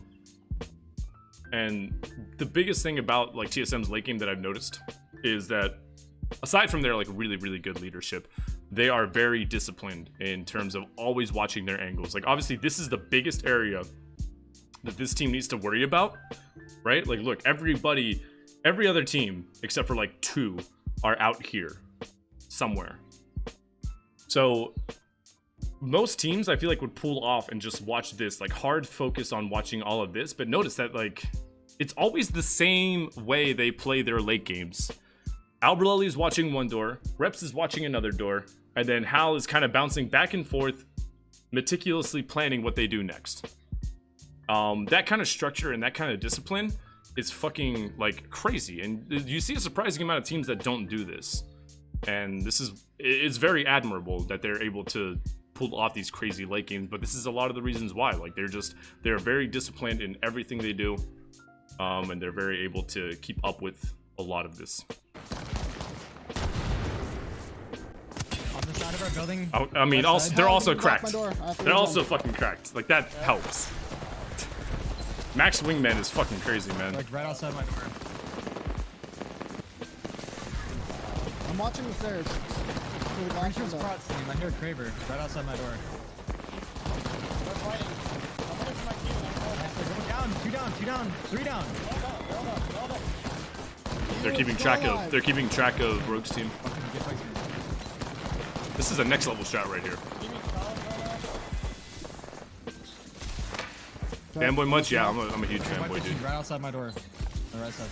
It's crazy when you're a very big fan of analytical, competitive content, and you're analyzing a team that has literally won every tournament. I'm a huge fanboy. This is like 2 shots off of fucking red. Great. That's 63 off red. Anything else you can grab? Any other armors? Forcing a fight. Focus on me. So, like, notice, Reps is still only watching down here. Like I said, most teams wouldn't do that. Most teams would pull off. But that's a big thing, because if a team happens...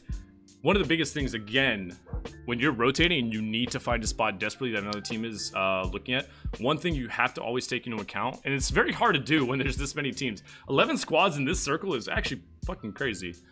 But one thing you always have to take into account is, say, like, there's a team that has a spot that you particularly want, right? You have to take into account exactly where all 3 of their focus on that team is. So the fact that Mac is the only one looking out here, Reps is still looking here. If all three of them were to be at this door, right, and shooting out like towards another team, one team that might be in the vicinity that really wants this place might pick up on that, and they might be all of a sudden trying to hit like the back door and trying to fucking flank them. Small stuff like that. It's very small, but it goes a long way. But they're splitting up like this, and they go hard on it because of comms, and because they always want to make sure that every corner is covered. Like I said, I've watched a lot of these teams. I've played in a lot of teams myself. I've coached as well, and I see a lot of people like breaking off. Like most teams right here, if you pick 90% of the teams that are competitive and you put them in the same exact scenario, they would pull off where Reps is playing right now, and they would all hard focus this, which isn't like necessarily a bad thing, because this is where most of your imminent dangers are in this zone where people are trying to crash in. They're gonna look for any fucking place that they can play, right? I'm sure one team is gonna come in and push here, but their discipline to like make sure like all of their angles are covered here it's crazy. It's admirable as hell. My door, he's on my door. Go northwest, northwest, look northwest. They're in the open. My door's arced. My door's arced. Not to say like all three focusing here isn't a bad idea, I'm holding this door. Back up, back up, back up. but You got the it's house. very disciplined to be in Reps' position and not pull up and play the the right other side. door. It's very disciplined of them to Yeah, do I'm holding that. a PK. Dude, look for this out. I stuck one. He's in the top. And now right. the circle's Top right, closed, top right. and there's only one place of 106, entry. 106. They go and just fuck everybody else. Nice. I cracked one on the left. We're good. We're good. They already got 2 downs. All 3 of that team are dead. Or down. They just need to make sure they thirst the gold. There it is. They got finished. They got finished. They got finished. So they got 2 kill points off that. That's big. Drop me. You want to get an armor for me or no? What do you want to do? Yeah, give me. Look at zone 2. I'm watching roof for you. You're good. You're good. You're good. You're good. Like their teamwork is just fucking impeccable, man. They're on each other no matter We need to what. play the wall. We need to play the Take the wall. blue, Get Jordan. zone. Take the blue, Jordan. Take the blue.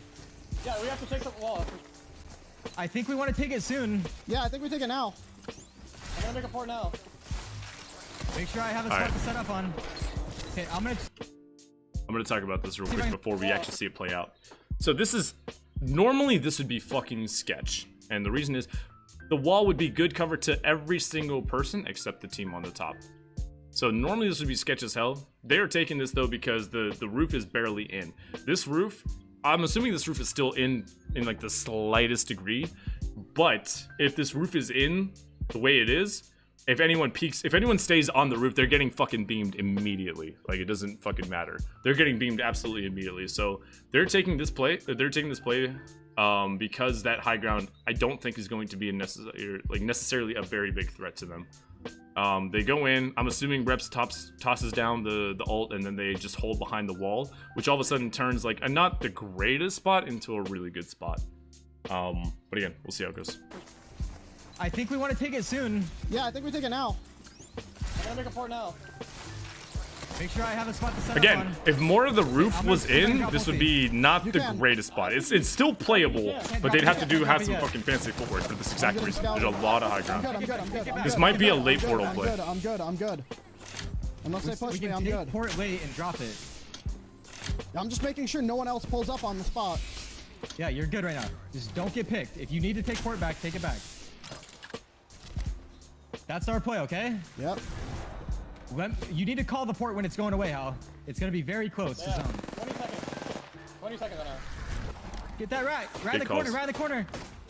Right there, cracked. Behind the truck. He's going to you, Mac. I'm watching us. I'm watching us. This is big because anyone thinks, Nice.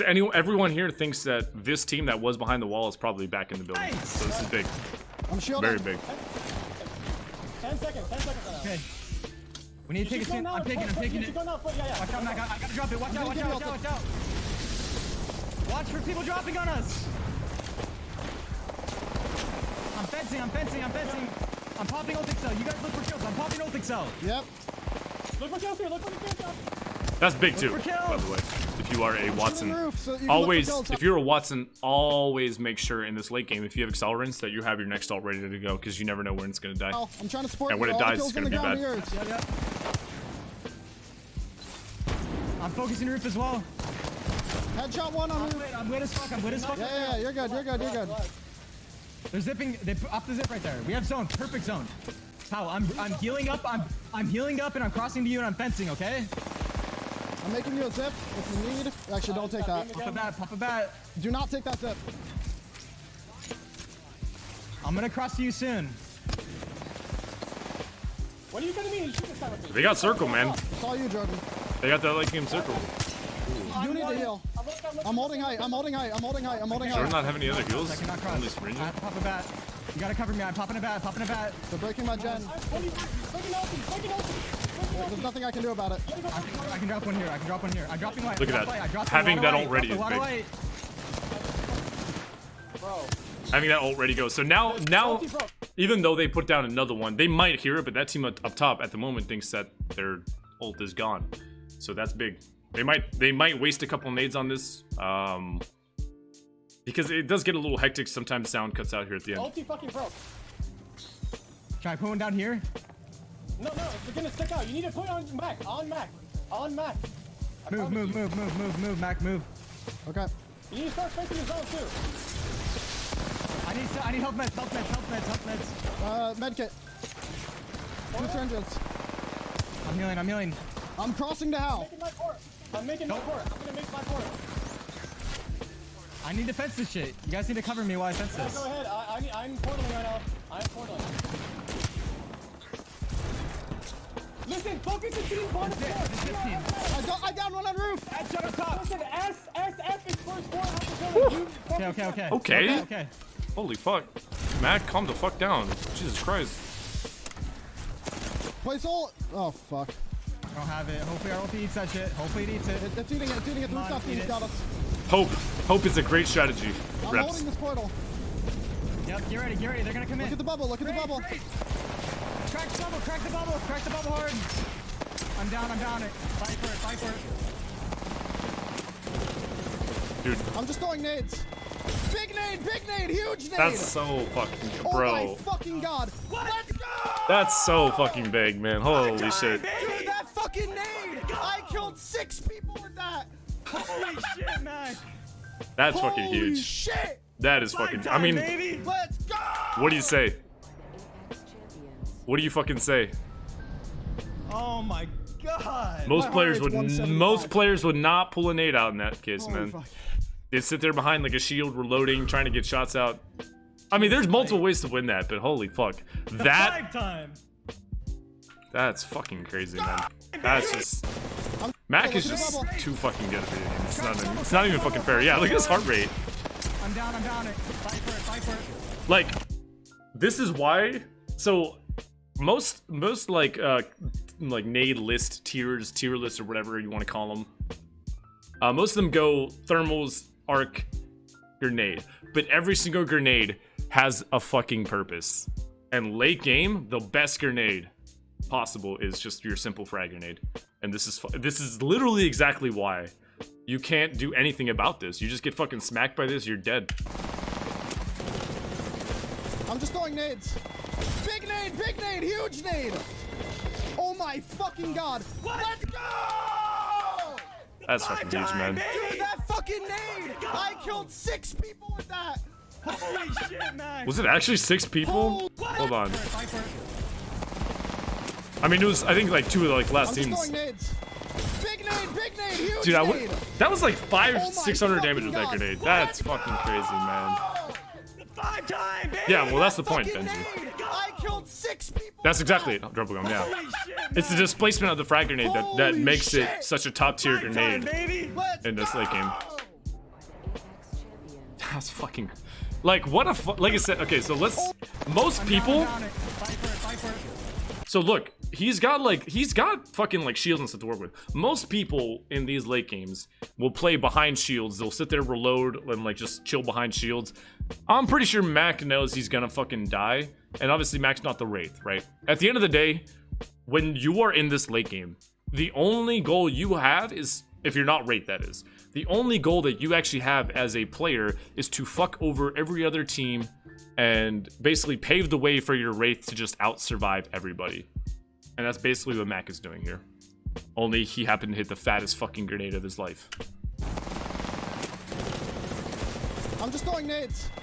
Big nade, huge That's nade. so fucking big. Oh my fucking god. Let's go! That's so fucking big, man. That's so fucking big. I killed 6 people with that. You love to see it, man. You absolutely Holy love shit. to see it. The 5-time, baby. His fucking heart rate skyrockets. I mean, how can it not, dude? Oh my god. My This is heart what rate's competition's all 175. about. He actually even Holy says it. How can it not, though, dude? This is what fucking competing is all about, man. The 5-time. All those camping Andes. Oh, I can't believe this guy. Why aren't they pushing every other team, man? That's why. Fucking nade, bro. That is why. Holy shit. How many kills? We had 9 kills. You guys are I'm not sure, actually. I know that team, nade Ross, sent but I don't everyone actually flying. know what they It play sent everyone individually. flying into the gas. It sent That was everybody. insane. Dude, I want to see the That was spectator insane. POV of that. I want your ball, baby. Let's go, baby. I want your ball. Mac is nuts, man.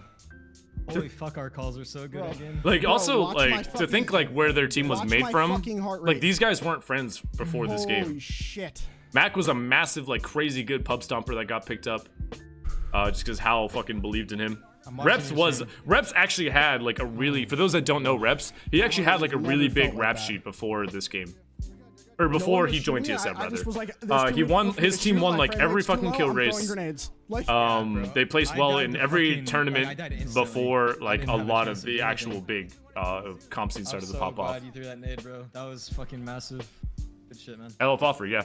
Reps was LF offers with Bird and Our Spirit. endgame calls are fucking insane right now. yeah. Yeah, no shit. Dude, that's just really fucking well played. Okay, I want to be honest. Like, normally I'm all for, like, the fucking, like, underdog. I love rooting for the people that aren't, like... Wake in my chat. I love rooting for the people that aren't normally, like, the people that people expect to win, right? I'm all about that.